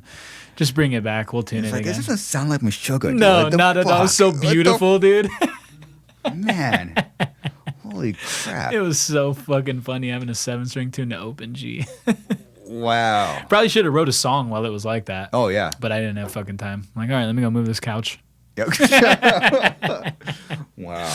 Yeah. So you actually obviously brought it back and Brought it back. Yeah. Yeah. Do you play a 7? get 7. Yeah. Okay, yeah. I tried 6s. I tried 8s, and just go back. You know what you love. Yeah, absolutely. When You did you know. guys, were you guys always 7s with Suicide, or did it like change at one point? The moment that we did the change, yeah, like Okay. teens. Okay, yeah.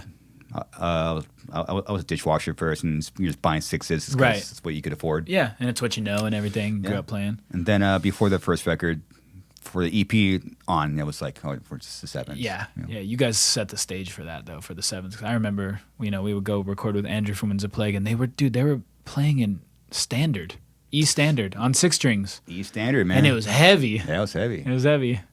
I remember being tripped out by that because we were still playing 6s too, but tuned to drop C Yeah. in those times. Yeah, it's all you gotta do when you're coming up. Yeah, You know. Yeah, but the 7s is I love it. it's I a game love changer, it. dude. I And so like- you guys are tuned to drop A. Drop A, yeah. Yeah, cool. Haven't changed. Yeah, very fucking cool, man. You have like it's like a frequency. Yeah, You know, it's like, I don't know. I try to go lower and higher. It's like this is like the sound of our bodies. yeah, absolutely. You know, it's like that unexplainable. I don't know. Yeah, You know. How was it for you, man, when Eddie joined the band? It was tough. Yeah. It was. It fucking sucked. But in what way? Just like it was hard to, obviously, it was impossible to replace Mitch, and a lot of people were like, "Oh, you can't replace Mitch," kind of shit. yeah, of course. Which is true. Yeah. It was just. This is when I think probably the few moments in my life where it's like having expectations actually helped me. I see. Because I knew once like Eddie joined, once I first heard Eddie's, because we asked Eddie just out of curiosity, hey, can you sing over a YOLO just so we could hear someone's voice over right. What would it sound a track? like? What the hell would it sound like? Yeah. And once I heard it, it was a shitty mix, which is even better because you get this is what The it really, real, yeah. This is what it sounds like. No and doctoring and I heard him like, it has to be him. It has to be him. he killed it. If it's not, I think we're gonna have to hang it up. Yeah, I see. Timing happened and it worked our way, and I did know back then. I'm like, this is gonna be rough. Yeah. From obviously Just a hard transition. yeah. Fan base, touring. Right. Then you get old. Like when you get older, you kind of things start to click. Oh wait, like you knew this was coming, but you didn't know exactly what it was. Right. And people are growing up. Right. Late 20s is a horrible age. Yeah. To like. Yeah. For any kind of adjusting. Major life transitions. 30, yeah, it's tough. But that's when they happen, though. That's when it happens. That's when they fucking happen, dude. And you cannot stop life. No, you got to just deal with it best you can. I know. I think you guys handled it with so much grace, man. Having Eddie is so fucking sick, dude. I'm such an Eddie fan too. Like, it made sense to me, you know. Yeah, as a fan. He's great. You know, he's a fucking ripper, dude. I remember those old All Shall Perish records. Like, I was in high school, sick, just. Fuck, dude. Beginning of Deathcore, dude. Yeah. The fucking beginning of Deathcore. You guys and All Shall Perish. Wow. Such fucking cool years, man. And you were just high as fuck. I was high as fuck, dude. Jamming around. Yeah. It was fucking good times. I always wish I knew, which you probably know what I'm talking about. Like, what like other people actually hear. What do you mean? Because you don't really know what your band sounds like. That's true. Isn't that fucking weird? You'll never know. Dude, have you ever thought about like how sick it would be to be able to just step outside your body and actually watch your band play? Like, have you had that thought? I thought all the time. Yeah, I'd be like, dude, I wonder what we sound like out there. Look like and sound like. Yeah. Because you see videos and you're like, it doesn't matter. No. It's not the same. Videos don't do What's shit. it like being in the crowd watching the show? Yeah, it's like we'll never know. Never know, dude. Never, ever know. Yeah. It sucks, dude. It sucks. It's like maybe it's for the best. It's probably for the best. I don't want to hear how terrible we are. We'd all quit. We'd all just quit. Like all self-conscious. Like, God damn it. I didn't really suck that much, like, dude. Dude, I look like shit up there. What the fuck? I look like I'm in my 30s. God dang, dude. Yeah, what a weird thing. It's weird, yeah, but we'll never know what another human hears. Right. You know? Right. Yeah, we'll never know. But it's tight. Yeah, it's tight. Yeah. You know? It's kind of, it's what like requires you putting so much time. Yeah. You know, like you gotta make sure it's the best it is. Well, this better be the best because we have no idea what people are gonna fucking say. You just have to make sure you can stand by it, right? Like Totally. This is something that I fucking like. It sounds good to me. Like that's all you can do. Which to the world, see what happens. And you've always been that way, like because I assume, like the metal community is. I mean, there is a part of it that's very gatekeepy. Totally. So when you're combining two things, in your songs, right? I assume that you were just tuning that shit out. Yeah, I mean, honestly, I've never really done it at the level that I'm about to do it at. So it's never been that gnarly, but like we'll really see what it's like once the 7-string songs start coming out and stuff like that. Because before it was like all pretty palatable, you know what I mean? It's like reggae music with some guitar riffs. Like that's not the end of the world for some people, you know? Yeah. Like okay, they're not sludgy guitar riffs. They're like melodic, pretty guitar riffs. I love it. Yeah.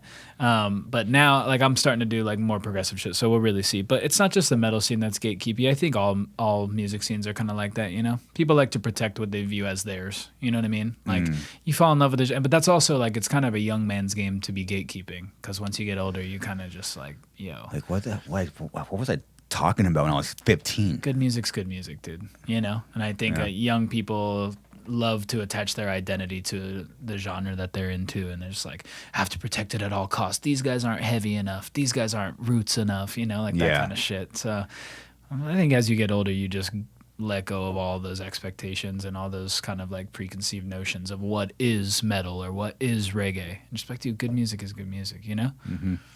Do you think that only comes with age? I think so. I mean, maturity, really, you know, because some people never mature as they get older. but I think, it more so comes. No, you're good to go, Chris.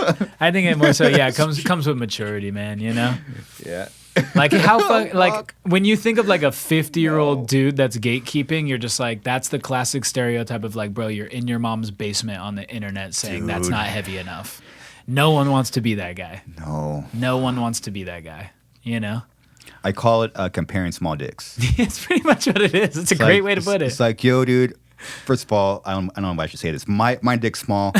Your dick's small. I'm not going to compare our small dicks and touch belly buttons. Right. It's fine. I don't want to touch belly buttons. Right. You know what I'm saying? 100%. It's just dumb. That's a great way to put it, though. God, dude. It's small dick energy is what it is. Dude. and I know that energy. Yeah. Oh, it's out there, dude. And it's like a big stereotype of like, dude, coming from metal and hardcore and shit, like, we were dicks to each other, dude, back in the local scene days. Remember the shows, like, no one sharing a drum set and you had, like, 10 bands on stage? Yeah. And drummers being like, fuck that band, dude. They fucking suck. He's not playing my drums. You're like, okay, but you're all playing 20-minute sets, and there's fucking 10 bands. Can we just share a kit? But, you know, it was that young man's ego, like, you know? It just is what it is what it is. It exists in all genres, you know? I've seen it in all genres, but of course. It goes away, man. You know, especially with success, too. Like, the more successful you get, the less you care about what other people are doing, you know what I mean? Mm-hmm. Like, if you have your own lane, that's fine. You Yeah. know? You can stay in your lane, be happy, do the things that fulfill you. Bring you joy. You care less what other people are doing, I guess. Yep. Maturity. Now, you said it the right way. Not age, just maturity. Yeah. Because I know some fuckers, dude. I know. Oh, fuck. I think I got mature at 35. Solid, though. I'll like to think so. There you go. Yeah. That's solid. That's a great age. I'm telling you, as men, dude, we mature at a slower rate. Women are faster. Oh, they're so much smarter and more intelligent than us. Yeah, they are. It's so true. I don't mean to stereotype, but goddamn, it's true. It's like it sucks to be a woman. I assume because I was telling my lady this. I feel sorry for her. I'm like, man, what is it like dating me? Fuck, you're a fucking saint. That must suck. Oh my gosh, man. Especially because when you date like the artist kind of brains, it's different. Yeah. Yeah, and women too. I mean, yeah, they'll teach you a whole new level of patience, being patient, being mature, right, processing your emotions in a healthy way, hard work, expanding your mind with what hard work actually is, time and all. Right. Oh yeah, I mean, if I didn't meet my lady, like we wouldn't be here for sure. She just took it. She pushed you to push and well, that's how you know, man. You got a good one if she can make you a better man, you know. And I'm sure you make her a better woman as well, dude. Yeah. And they'll probably show up 5 minutes early to something. Yeah, there you go, dude. If I could have saved myself so many fucking headaches if I would have just listened to my wife more times, like in our younger years, you know what I mean? Of course, could have saved myself so many dumb headaches. And sometimes they'll say something that you won't process till maybe like a month or two later or a year later. Oh yeah, you did say that, huh? You were right.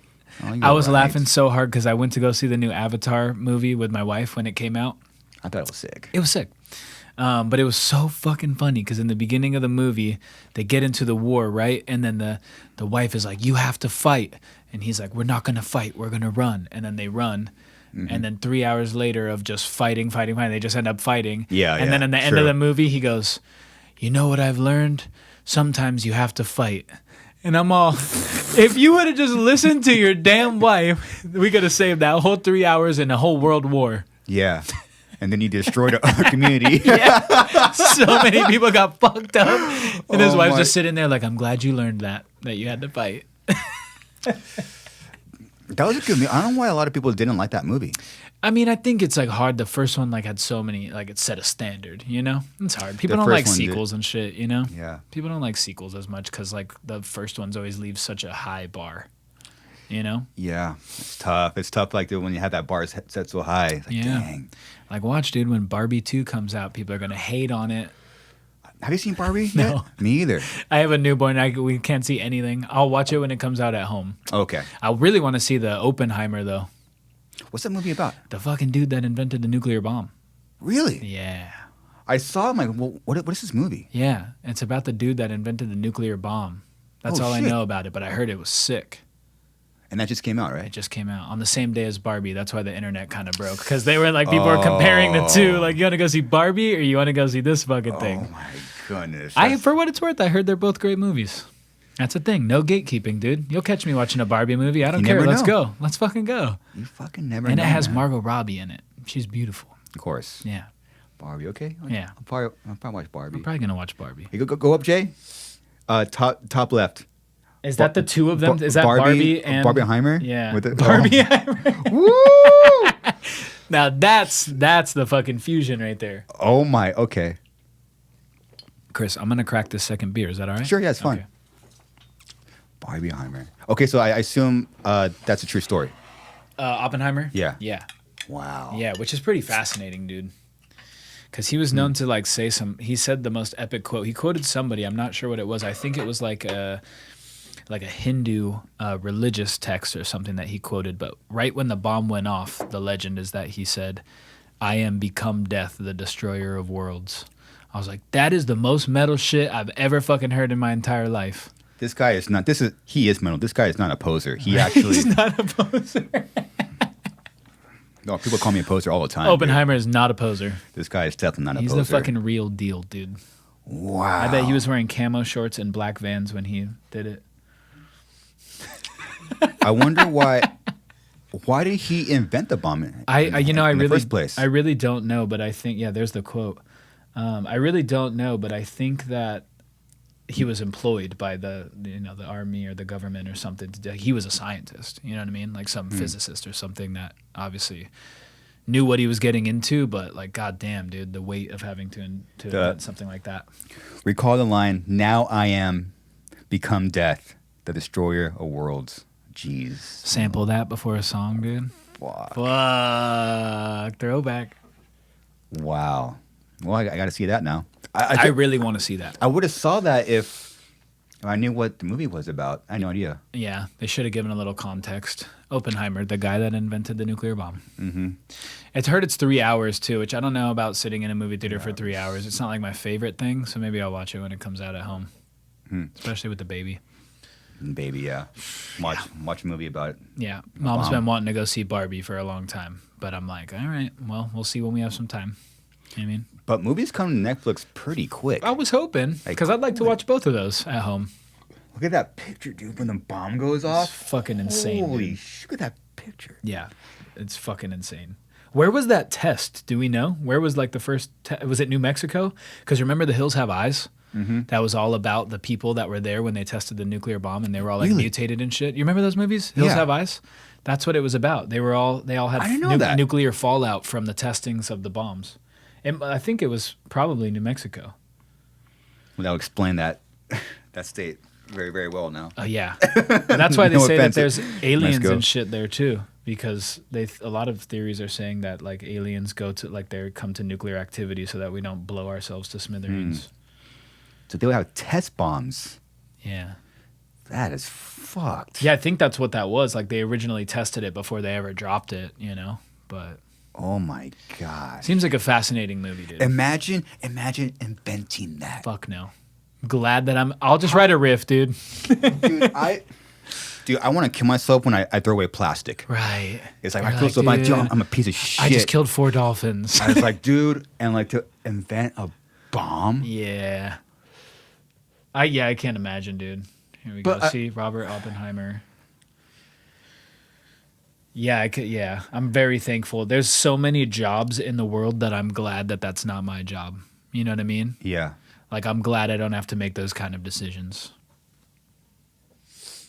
Oh my goodness, dude. I just saw it last week with my lady. Sound of Freedom. Have you seen that movie? Sound of Freedom? No, Yeah. I haven't. Oh. What is it? Make sure. War movie? No, it's about sex trafficking of children. Oh shit. And it's a quick movie, like hour 10 minutes. It's been out for probably a few months now. Okay. And it's out. Was that the guy though that he produced the movie and then he got caught sex trafficking? Was it that one? What? Because I just saw that on the internet last week. I gotta. Some guy find made that. a documentary about it, and then it came out that he got caught doing this shit that he was making a movie about. I was like, talk about projecting, brother. Whoa. Fuck. Well, this is a pretty dark movie. And Is it good? It's great. It's Okay. I mean, I'll have to watch it. I mean the subject matter is pretty dark. Yeah. But the Yeah. the way to tell the story and it's pretty. Okay. It was pretty amazing. I'll have to watch it.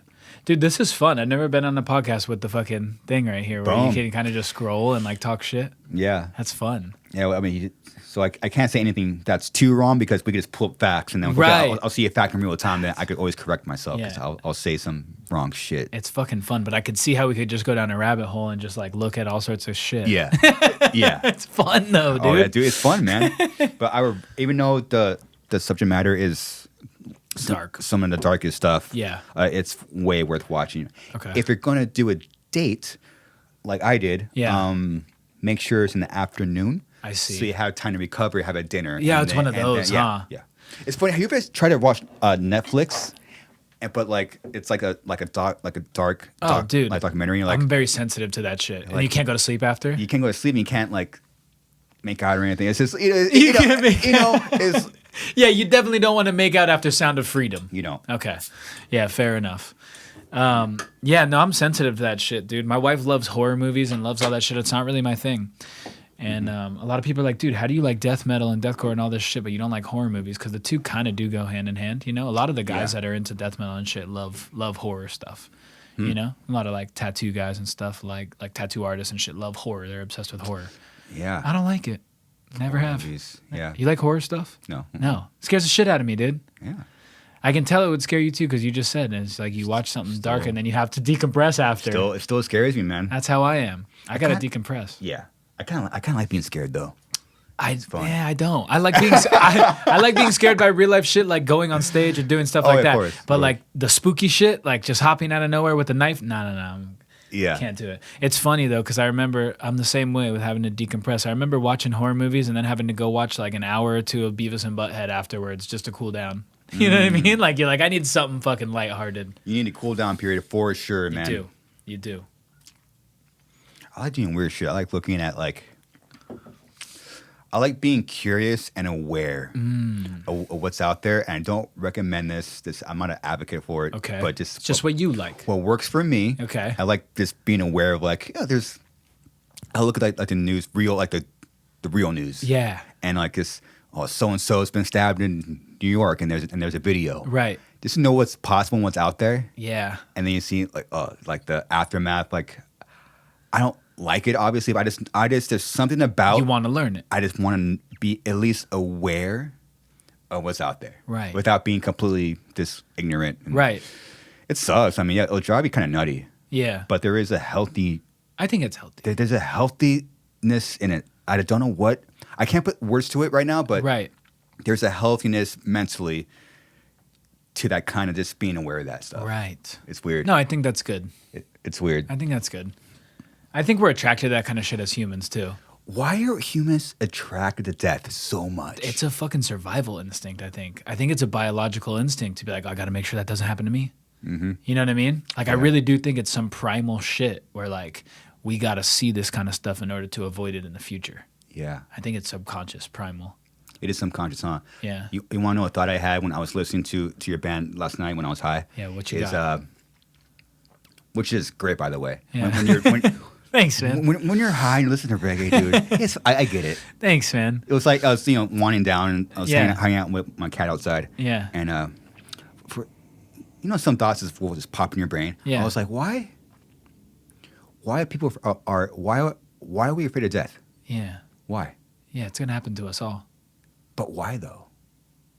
I don't know. We have no idea what it is. So Well, why are we afraid of it? I think that's the exact reason. I think it's because we're afraid of the unknown. We are afraid of the unknown. We hate not knowing shit, dude. Humans hate unknown. Hate it. Yeah, it sucks. And the death is like the ultimate unknown.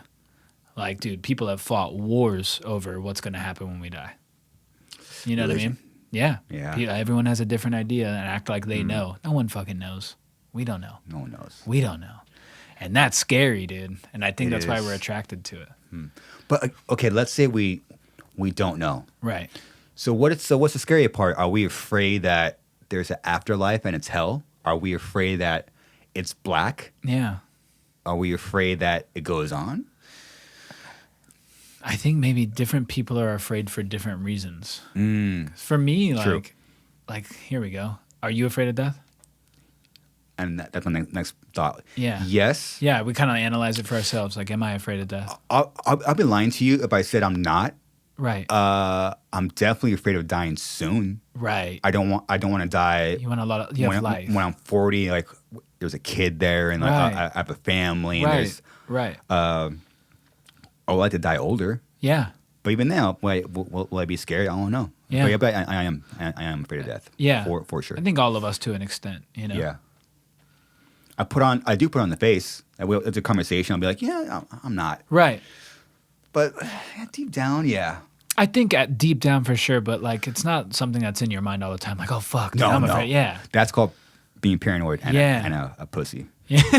And Fair, that does not get you pussy. So that's so you don't want to do that. Have you met Chris? He's really afraid of death. He's like always worried about it. I'm not gonna fuck him. No, for sure. That's not going to go well. Yeah. No, I don't know, man. It's a fascinating thing. I don't think about it much. I just hope the people that I love don't die. And Of course. of course. You know, when it's my time to go, hope it's quick and you know. What's the best way to die? Old age? Yeah. Old age at home. I know it's not an exciting answer, but I think Old age at home. I think that's my honest answer. What's old to you? 80, 90?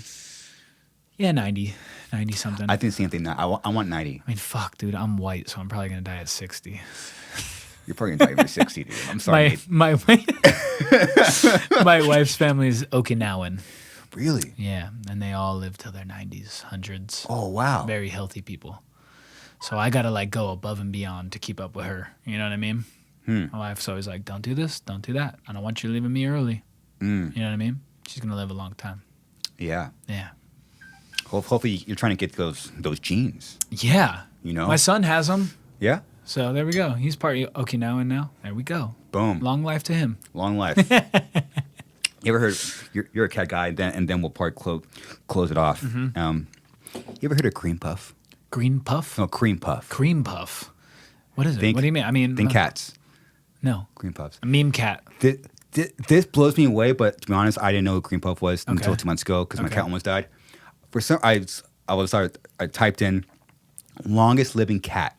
No shit. Dude, I think I Pull did up- hear about this cat. Pull up cream puff right now. But I didn't know her name was Jay? Cream Puff.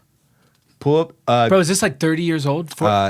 cream puff. I believe it's a she. Oh my 38 God. years old. Cream puff. Is there a dude. video of this cat at 38? I don't think Like, what does a so. cat look like at 38? Remember, he or she looked good. Fucking let's go, Cream Okay. Puff. I was just curious, what is because the vet says my cat's gonna live to 9. I don't like that answer. Why? Fuck that. Fuck that. Cream puff. Look at cream Oh puff. my God. How old is Cream Puff here? Looks kind of old. What a legend. Oh my God. She was already 38 here. I don't want to misgender. With a name like Cream Puff, I'm thinking that's a girl cat. I do not know. I want to say girl cat. It sounds like a girl cat to me. Oh But at the my- same time, funny name for a boy cat. True. Okay, what do you think the effect of how good your cat's name is has on its lifespan? Because, like, would that cat have lived to 38 if his name was, like, Boots? Or it's just because it had a legendary name like Cream Puff that it was like, I fucking. That is a legendary I'm name. saying, dude. Cream puff is a legendary I'm name. saying, dude. Is it a coincidence that a cat named Cream Puff lives to 38? Because I want to ask the vet questions. Okay, so what can I feed the Yeah. cat now? And supposedly, he is an older man. Yeah. The vet, you mean? The owner Oh, of okay. Cream Puff. So he has, I think, 4 cats. See that picture right there? And they're all like in their 30s. No shit. Supposedly, he feeds these cats eggs, broccoli, Okay. raw food, Okay. and these are kickers. Bro, 1967. Coffee with heavy cream. Really? Coffee Feeds with it to the heavy cream. cat? Yes. Also, August 1967, dude. wow, look at this, dude. Oh my God. 34. Perry This was guy knows 34. something. He's the cat whisperer. Yeah. Okay, here we go. Here's your diet. Okay, dry cat food, fair. Chicken, to be noted. Broccoli. The eggs, yep, see? Coffee with cream. Oh my God. Turkey bacon. Well, what's coming up? Boom! Let's go. He will feed the cat eye droplets or red wine. Eye droplets? Yeah. How did he come up with this? He fucking claimed that it opens up their arteries. Can you get that guy on the podcast? Is he still alive? I don't know. Probably. He's probably going to live to 200. Probably. He's got it figured out, dude. Oh my God. Yo, that's fucking legendary. Shout out to Creme Puff. Shout out to Creme Puff and to that phenomenal owner. That's pre-38, man. Like, dude, that's fucking sick. I'm 38 in fucking a couple months. That cat, Creme Puff, lived longer. That'd be sick. Dude, come on. That's fucking bad. We want Creme Puff to live forever. Right. In our hearts, in our minds. Oh my goodness. Jake Perry. He shout out. Did he pass? I don't know. I lost my glasses in Huntington Beach this last weekend. Sucks. I had to go to Target and get an eye exam. Never fun. Really? Yeah, sucks. What, should you drop them somewhere? Yeah, I was about to get on stage, and I thought I put them in my pocket, and then come off stage. I'm like, let me put my glasses back on. Not there. Oh, yeah. Sucks. Yeah. That sucks, dude. Kick yourself in the ass because you have to buy the exact same thing that you just had. Like, upgrade it or anything. Yep. Like, you just lose something, and you're like, I need the exact same one. Like, if you lost your guitar, and you're like, I'm going to buy the same one. I'm going to buy the same thing. Yeah. It's not going, no, I'm going to get a new one, a different one. No, I'm going to buy the same one. Dude, how was it playing at Red Rocks? Because you were just there. Yeah. Dude, Red Rocks is the shit, and I hope to see more heavy bands start playing there. I was talking to the Ghost Inside about it a few years ago, and they were working on a show there. And I don't know whatever happened with it, but I hope that heavy bands start going there, and I don't know why it's not like a thing, because Red Rocks is the fucking coolest venue in the world, dude. Supposedly the acoustics are perfect. It's phenomenal. It was our third time playing there. Third time? Yeah, third time. Fuck. It's a natural amphitheater, so I believe this is true, but I believe it was a Native American site amphitheater beforehand, which is kind of fucking crazy because now it's just filled with a bunch of people doing acid every weekend. But the acoustics are, dude, even on stage. Like, you're on stage, and like I said, we're on in-ear monitors, but I'm like, my in-ears have never sounded this good, ever. Every time we play Really? I don't know why. How does that even affect it? But it does. What is that? Like the air? Or what's the... I don't know, because it is at altitude, too, so headbanging and shit, you do get tired way faster. You're up there. You've played Colorado. You're up there. It times. sucks. Yeah, but you're way up there, too, in Colorado, too, You're like at the top of the mountain. Man. Yeah, it's so... Have you ever been? Been there once, but Okay. it wasn't for a show. It's like, because it let people just go there hang out. Yeah, you can go hang. People run the stairs, and Yeah. people do yoga and shit there. It's pretty sick. Dude, it's phenomenal, man. It's such a cool place. There's some folklore too of it being haunted. My buddy has a firsthand story where they were on their way up to their gig. They were playing there that night, and they were kind of being frivolous about it, like, "Oh yeah, it's haunted, oh dude," Yeah. And then they got there and they had their worst show of their entire career. Like, fucking broke like 8 strings or something, in one show. Amps started flickering and going out, and then their buddy Kyle took a picture, and there's like a little figure on stage, dude. Like, you can kind of see. It's pretty sketchy. So every time we go there and then someone brings it up, I'm just like, we are here in respect. Like, you know what I mean? Like, we come in peace. Yeah. Thanks for allowing us into your home. Hatchet Lady? Is that a thing? Fuck. Hatchet Lady of Red Rocks. Fuck, dude. Have you guys ever talked about playing there, though, with Suicide? Like, has that ever been on the... It's obviously like a bucket list. Because, why can't you have, like, fucking Lamb of God headline, a fucking... You know what I mean? Like...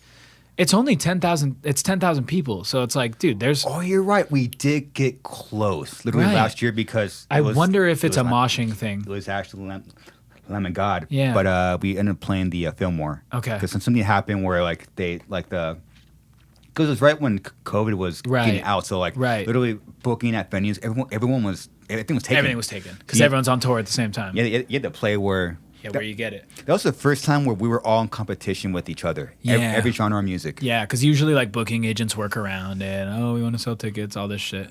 No. I'm just curious. Do you have any insight on that? Like, does Red Rocks not do heavy shit? Is it like a moshing thing? No, they do heavy shit? Yeah. Is that something we can look up? Like, what's the heaviest band that's ever played at Red Rocks? Because I feel like... I think I saw... Didn't the Garcia and Mastodon package go there? Okay. Oh, sick. Falling in Reverse, Iceland Kills at Red Rocks. Okay. That would be a sick show to see. Fuck yeah. Shout out to Ronnie. He's a fucking maniac. Dude, fucking Las Vegas hometown hero for us, right? Is there. he? Yeah. He's from Vegas? Yeah. The old bass player of because he was Escape the Fate before. Oh, yeah. Their bass player was my band's manager for like 4 years. Oh, Max shit. Green, Escape the Fate. And then all the crazy shit happened. Ronnie ended up going to jail, and Max. It was a crazy Vegas local scene thing. But to see where Ronnie's gotten, man, it's so fucking inspiring, dude. It's insane. Yo, the music is sick too, dude. Like some of the new shit in the music videos, Yeah. fucking phenomenal, dude. So good. He has a special brain. I just think, dude, some of the people that like inspire me the most are people that refuse to stay in a genre, and Ronnie's like that too. You know what I mean? I remember people talking shit on Falling in Person. Him Always. when they were coming up. Always. He was, I think, like they were the first like combining like what was it, hip hop and like metal? Yeah, like trap. And yeah, it was like fucking, trap and metal. Scene metal shit. Yeah. I remember when it was years ago. Wow, at this point. Yeah, and it I is. was like, oh, that's interesting. Yeah. Crazy. But now it's like It's a thing. thing. People do it. Cool. He fucking Yo, and it's heavy too. Like he's got some of the fucking like I know like people, oh whatever, it's corny, it's this, it's that. It's the gatekeeping thing. It's a lot of people just, not wanting to fucking I don't know. They just are afraid of change and shit. You know what I mean? But it's dope, dude. No, it's I'm a fucking fan. sick. I'm a fan. 100%. Of anyone that can build an empire like that, dude, you got to put some respect on the name. You have to because that's more rare. Yeah. It's already rare to break through. Yeah. Playing any kind of music, it's even more rare to even excel at that, Right, and go to that even next level. Right. That's fuck. It's like it's damn near impossible. Yeah. It's fucking 100%. Let alone to like create a new lane, which you guys did too, brother. Appreciate that. You guys fucking did. Thank you. Man. You guys started a genre that changed so many fucking kids' life, like myself included, dude. Wow. Like, Thank you. I feel like I was there front row witness to like the birth of deathcore. You know what I mean? Just being a kid my age in that time, Mm-hmm. watching bands like you guys fucking literally create a genre and start something that like that it changed the trajectory of my life, dude. It is a trip how far that's gone, the genre, For you, like, do you think, like, because I'm sure people stick you with, like, hey, dude, like, you guys created deathcore kind of, like, energy, Like, you guys were one of the first deathcore bands. But, like, for you, like, was there bands before you that you felt, like, helped inspire other than, like, the, the Corns and the Limp, like, the kind of new metal stuff? Or was it just you guys were taking those bands, making it heavier? Yeah, it's just combining things that weren't at the time. Yeah. It just wasn't being combined. Like, it Yeah. was combining new metal, hardcore, and death metal. Yeah. But it's just, it sounds like duh now, but back then it was like, It was brand new. It was like, who fucking did that? Right. Korn groove, new metal groove, Iowa Slipknot combined Right. with like brutal death metal, combined with like Orange County hardcore. Right. It was this combined thing. You know how it is when you're a teenager. You're just, well, I want to play this. Is it cool? Who cares? I bet you guys play. didn't even really think of it too much. You were just playing music that you loved, right? Like, you just were inspired by all these genres. Yeah, now that I look back, it was like, yeah, really, we were obviously ambitious, but Right. we really didn't know what we were doing, and it didn't really even feel new. Right. Now that I'm thinking about it, it's like, yeah, we're just playing music. We just wanted to play. This is what we want to do this, and we're going to do it. Like, you guys didn't set out to be like, let's create a new genre. No. It just happened. It just happened. You guys were just playing who you were. Yeah. Do you remember when the term deathcore came about? There's no exact memory, but I remember the only memory that I do have is like some passerby like was talking about it, like, what deathcore? The fuck is that? And then like You said a pastor? No, like some like passing like comment was right, made, right. like always someone like put it in a magazine where Right. like it's just in passing. We're like, huh? Okay. And then we just Never heard that before. Yeah, that's weird. It's stupid as fuck. And then we just I guess that's what we are. yeah, it's weird. That's fucking crazy, man. I actually claim the term deathcore because I always find it weird that like when you see interviews with Korn and stuff, Right. or Slipknot, whatever, they don't take in the word new metal. No, which I get. I totally get it as an artist. Yeah. I get it. However, when you're a fan of it, I had that perspective where it's Yeah. like we will literally die for this term. Right. We live by these two stupid words combined. Right. So when it comes to deathcore, I'm like, I know that fan perspective, so I claim it. That's a fucking cool take. Deathcore, we fucking fuck yeah. Dude. Yeah. That's us. 'Cause Yeah. I know people live by that word. 100%. Those two words. So, 100%. I mean, That's fucking cool. So you're saying like you saw Korn and them like being like, oh, we're not like new. We're just a band. We just play our music. I I get it. I see. I get it totally. I respect them as fuck, but Right. I never resonated with that one thing. Right. For you, you're just Yeah, like, but for me, I never resonated, so I just did the opposite. that's fucking sick, dude. So it's I like, love that. SS, we're fucking deathcore, and fuck you, you know. Yeah. whatever, Well, yeah, because obviously you guys have progressed. You guys have changed your sound. You guys have evolved. You guys have done all Yeah. sorts of different stuff since, you know, the fucking creating of fucking deathcore. But yeah, I like that Crazy you time. just embrace it, man. You know? Yeah. Yeah, it's fucking cool. Do people ever put a term on you? Yeah, there's. I feel like the thing that we're doing now as like reggae artists, like in America, it's still like a relatively new thing. Like you had Sublime in the '90s, Yeah. and then beyond that, you know, you had a few bands like Slightly Stupid and bands like that come about, 311 and stuff. But there's like this new wave that's been happening in the last 10 years, which is like very much what my band is involved in. That no one really knows what to call it. It's just like an American reggae scene that's going on. You know what I mean? Because it's not Jamaican reggae. It's not roots. It's not like foundation. Like doesn't sound like Bob Marley, but it also doesn't sound like Sublime. You know what I mean? It's not like surf rock reggae. So people are always trying to put a name on it, but I don't think anything's ever really stuck. I think the closest thing, but it's kind of like it's kind of like degrading in a sense. Like people call it Cali reggae. Cali reggae. Yeah, people are like, oh, Cali reggae. But some of the best fucking bands that fall into that genre are from Massachusetts or Florida or whatever, but it just kind of gets dubbed as like Cali reggae. But I think what the overall what it's trying to describe is like this new wave of like American reggae, you know? So some people call it contemporary reggae or modern reggae or, you know, American reggae, Cali reggae, but nothing's really ever stuck. Like we didn't actually get a real fucking genre name, you know? But if even like you go on Pandora and shit, like there's playlists called like Cali reggae. Half the bands on there are not even from California. It's just the term that has kind of been dubbed. You know what I mean? But there's never really been anything that's stuck. But and then that kind of name, it kind of seems to simplify the genre of what it is. But I really do think, man, it's something really fucking cool and really special that's been going on in America with these like younger reggae bands coming up. It's a fucking beautiful scene, man. And it reminds me a little bit of those early deathcore years where you had like these bands that were coming up kind of pioneering a genre. You know what I mean? That was going to have waves for decades to come. Kind of the same thing going on. We just don't really know what to call it, but like there's a bunch of fucking really cool reggae bands coming out from America that are like changing the game right now, you know? And how many years has it going on? It's hard. I feel like it probably started kicking around in like 08, 09, but bands are like, it's really just starting to get its roots and kind of really take shape now until, you know, there's some bands that are really pushing the genre forward. But yeah, see, I mean, there's bands like UB40 that like are not from Jamaica, you know, and there's bands that have been playing reggae for a long time. Like the UK and England has one of the best reggae scenes in the world. Really? Yeah, yeah. And Hawaii, it's huge in Hawaii. Like there's so many Hawaiian reggae bands that they've started their own lane out there of just island reggae, you know? Yeah, it's fucking cool, man. But it's like we have something here too in America, you know what I mean? We have something here too that's bubbling up. That's really fucking cool. Have you guys played Hawaii yet? Yeah. Yeah, we did How a many Hawaii times? tour. We just did a one Hawaii tour in the summer of 2019. We did 4 islands. How was that? It was fucking cool, dude. And it was right around an album release that we did. It was my birthday. It was Dude, that's sick as fuck. It was cool as fuck, dude. We did Maui, Kauai, Big Island, and Oahu. It was with Damian Marley. Yeah, that's the tour that it was.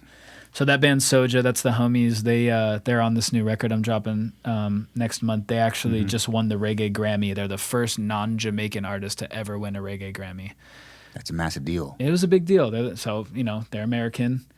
It really, like, I What a don't know. milestone. Yeah. They took a lot of heat for it in a weird way because, like, people gatekeep all genres, and obviously there's, like, a lot of, you know, differing opinions. Some. Sure. But a crazy thing just because when it comes to a genre, it's like they're going to evolve, man. Genres are going to evolve. You know what I mean? And so All of them. they all are, man. They all are. Like it's the same way where like, you know, you get old heads in metal that were probably like, dude, deathcore isn't fucking death metal. You know what I mean? Like I'm an old head. You know what I mean? And they still do it. They still talk shit. Oh, that's the new age shit, you know? I can imagine how it is in reggae. Yeah, it's the same thing, man, you know? Because reggae is such a important, like, political and, like... You're right. It's such an important genre for, like... Reggae started in the 60s, correct? Yeah, around 60s, 70s, yeah. So you're yeah, talking it started with ska. decades worth. Yeah. And, I mean, it started by Jamaicans that were fighting oppression in their own country, you know what I mean? But music's fucking profound, and it found its way all the way across the globe to where now different people from different countries like fall in love with it and put their own spin on it. So now you have, you know, Australian reggae, UK reggae, American reggae, Hawaiian reggae. Yeah. Music's music, man, and it's going to find its way to different people and inspire different people, and it's going to fucking change and evolve, and you can fight that and be pissed off your whole life, or you can just embrace good music, you know? How is the gatekeeping different from the two genres that you personally have seen? I'd say it's fairly similar, other than maybe in the sense that, like, in death metal, like, there's no actual, like, religion behind death metal. People often, like, live by it like it's an ideology, you know what I mean? Like, you see a death metal guy, like, that's a death metal guy. Like, he hates poser shit. He, like, you know what I mean? But he hates Garza for sure. Right, no.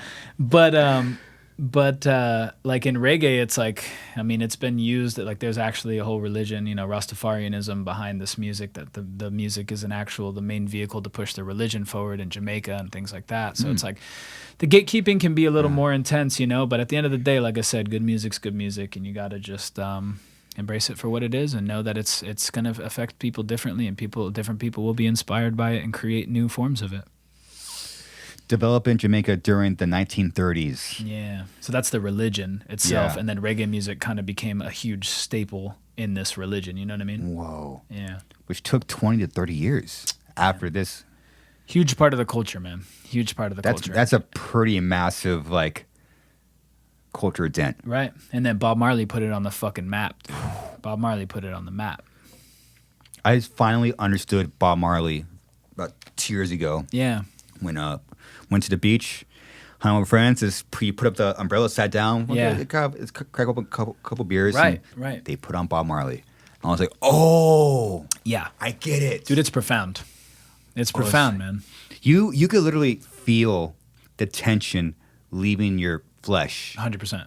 And, like, you could feel the music doing its work on your subconscious. Yeah. It's just like it's a very universal sound. It's a groove, man. It like is. Everybody's into, you know? And then it's crazy too, man. Like, a lot of people look at reggae as like, oh, it must be the most, especially, dude, coming out of metal into reggae, people, how could you play it? It's so simple. You know, we were into the techie metal shit, you know?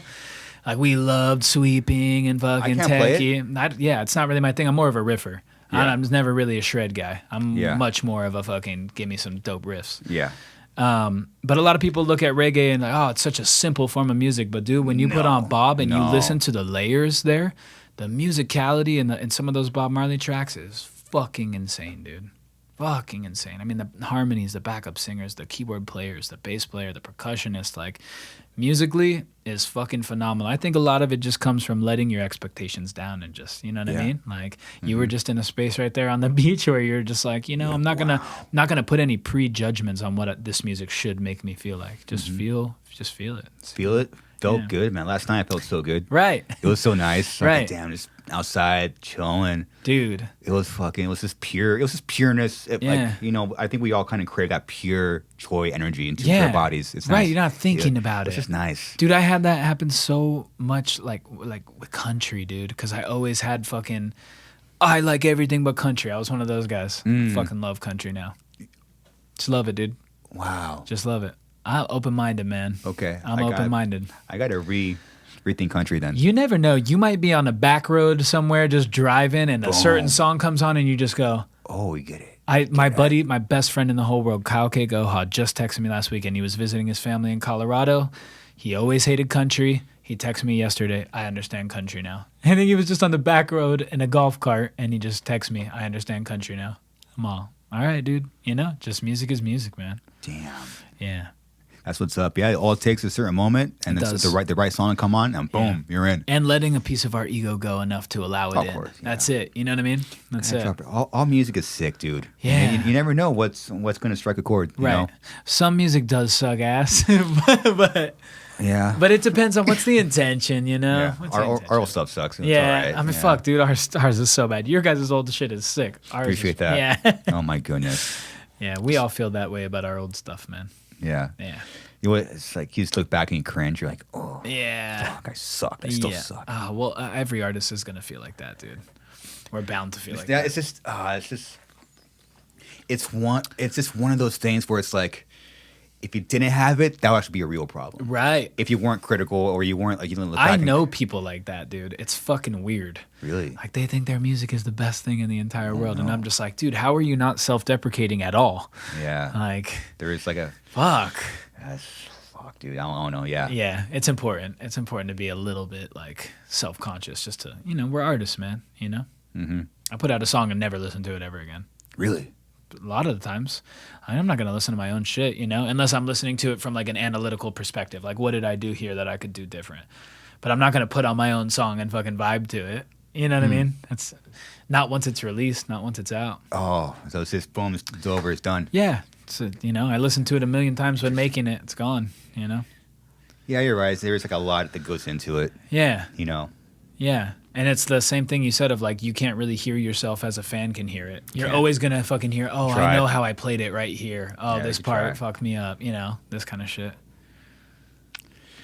Yeah, and then your skills evolve, and you're like, man, I sucked back then. Yeah. Fuck. Yeah. Speaking of like reggae, and we'll actually close it off. Yeah. But, so that people really understand like the technicality of reggae. To me, I was like driving up here. I'm like, you know what? I wanna ask Nathan for guitar lessons. Yeah. That's my thought process. I'm like, I hear something that I can't do. Right. Because still, I ear will be like, oh, yeah, you could probably just do a few chords. The skank. No. But it's the skank. But I just, there's a tempo in that in the right hand that I know I cannot fucking do. No, you could fucking do it, dude. You're a fucking insane guitarist. But it'll take time. Yeah. I need someone to fucking like. You could get it in. Like show me like, okay, this is what you gotta do, you fucking idiot. Yeah. It's so funny you say that, dude, because I was on Chris from Ghost Inside's podcast during the pandemic. Nice. And I said the opposite thing to him. I said, Chris, I just want to show you. I just want to see if you can play a guitar skank. And he was like, don't make me do it, dude. Don't make me do it. And I had him play along with an TERRA song and stuff.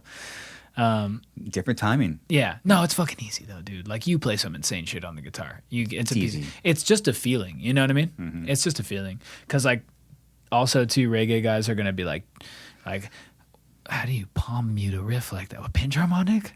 What is that? You know what I mean? It's just different. It's just what you dedicate your energy to. That's you know what I crazy. mean? It's just what you dedicate your energy to. You could play it in a heartbeat, dude. Yeah, I just need to I just need someone to show me. Yeah. I'm just fascinated what like the right hand can do as far as like rhythms and timing. I'd be honored to show you. Thank you, Nathan. Yeah. Oh yeah. Fuck yeah. Well, now you're on the spot. You can't. Yeah. You got to do it now. I actually asked. I'll show you right now. 100%. Right. Okay. This one. You know what? You could play the corn one, Okay. and then you could show me. Okay. What are these tuned to A? That's standard A. Okay. That's the corn tuning. So you would want to just like rip a bar chord like this, like a D minor. We're out of tune, but. D minor. Okay. This Yeah. is the first time we're actually gonna bust these out. Really? Yeah. First. And so we don't have picks or anything, but yeah, any minor chord, it's just a percussive thing. So you're just looking at it like a percussive. So you're gonna hit a down, and then palm mute on the. Well, it's not even a palm mute; it's more of a finger mute. You know, where you kind of lift off a little bit.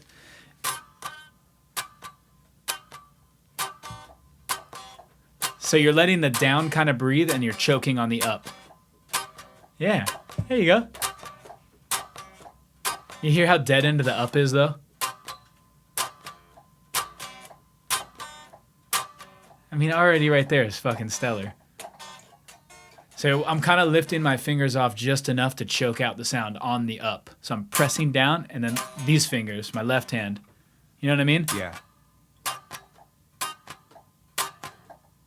Yeah. Slightly letting up so it chokes the sound. And then like... Okay. Yeah, it's just a percussive thing. That's the basic reggae skank. That's okay. Yeah. That's so fucking awkward. It's different. It's just different, man.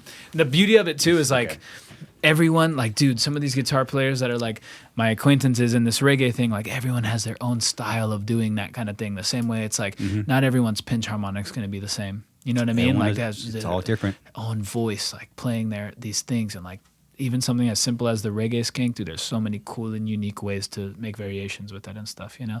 And it's infinite too. It's infinite. Like you'll hear guys and just be like, "Fuck, I never thought about playing like that." Yeah. You know what I mean? It's fucking cool, dude. it's that special moment that hopefully you could capture. Well, wait, that's not. I just wrote that. Absolutely, Sick. absolutely. Those are those big victories, dude. Yeah. Oh my goodness. Yeah, 100%. Well, Nathan, you have dates coming up, right? We do have dates coming up. Yeah. Cool. So just so you know, this drops Monday. So whatever you Okay. have after Monday, you could push. Sweet. The big thing for me right now is Pop Punk Goes Reggae. It comes out everywhere September 15th. 16 songs of emo and pop punk bangers covered by me and a bunch of my homies from this reggae world. That comes out September 15th. And then the band IYA TERRA is going to be on tour in September. We're doing 2 weeks up the West Coast. So what's that first day? Well, that's an Orlando gig we're doing next week. But then Nice. the tour, tour starts September 8th until I want to say like the 20 something. Nice. Yeah, 22nd. So if you're on the West Coast, come check us out. Come see us. And it should be cool. We're dropping a single a week until the album comes out next month. So every week it's new music, and then the full record comes out on the 15th. Great. Yeah, dude. So your first day of the tour is September 8th in Montana. Yeah. Hemp Festival. Washington, Yeah. September 10th, Yeah. 12th. Wonder Ballroom, never been there. Wow, Portland. Yeah. Sick. Yeah. UC Theater, fuck yeah, that's gonna be sick in Berkeley. Yeah. Ace of Spades, Sacramento, Catalyst, Santa Cruz. Oh, Yeah. you guys are gonna have a lot of fun. You guys like the You guys do the Catalyst, yeah? Yeah, When you're sick. up there? Yeah. That's cool. Fun spot. Yeah, dude. Should be cool. Looking forward to it. Well, badass. Yeah. And then you'll be going back home, apparently, Yeah. October 8th. It's been great. Yeah. There's a big festival called Reggae Rise Up. It's always fun. Would you consider that like a hometown? Yeah. It's like, Yeah, we it's do my- one for sure. We do one every year in Vegas that festival sponsors. Like it's called the IYA TERRA Hometown Throwdown. But then this is they just started doing it. Last year was the first year for Reggae Rise Up Las Vegas, October 6th through the 8th, and it's a fucking incredible festival. So I'll be there Wow. with IYA TERRA, and I'll also be there. My clothing company does vendor spots at all of these festivals, so I'll be running that with wifey, and That's what's up. we'll be hanging, dude. I feel like we didn't cover a lot, but we're just hanging. I'm sorry. It's way better this way. Just have me back because we have so much more shit to talk Yeah, about, sick. dude. We're just fucking hanging. Well, before I pee my pants, Nathan, thank you for making time to hang out with me, Dude. and also open up my mind, but also open up the minds of people watching and listening to some new music. Yeah. Cool, man. Dude, thanks for having me, man. I'm a fucking incredible fan, and I appreciate your open-mindedness to even just have me on the pod. It's been a blast. Honor, man. Cheers, my brother. Everyone, that's it. Later. Yes.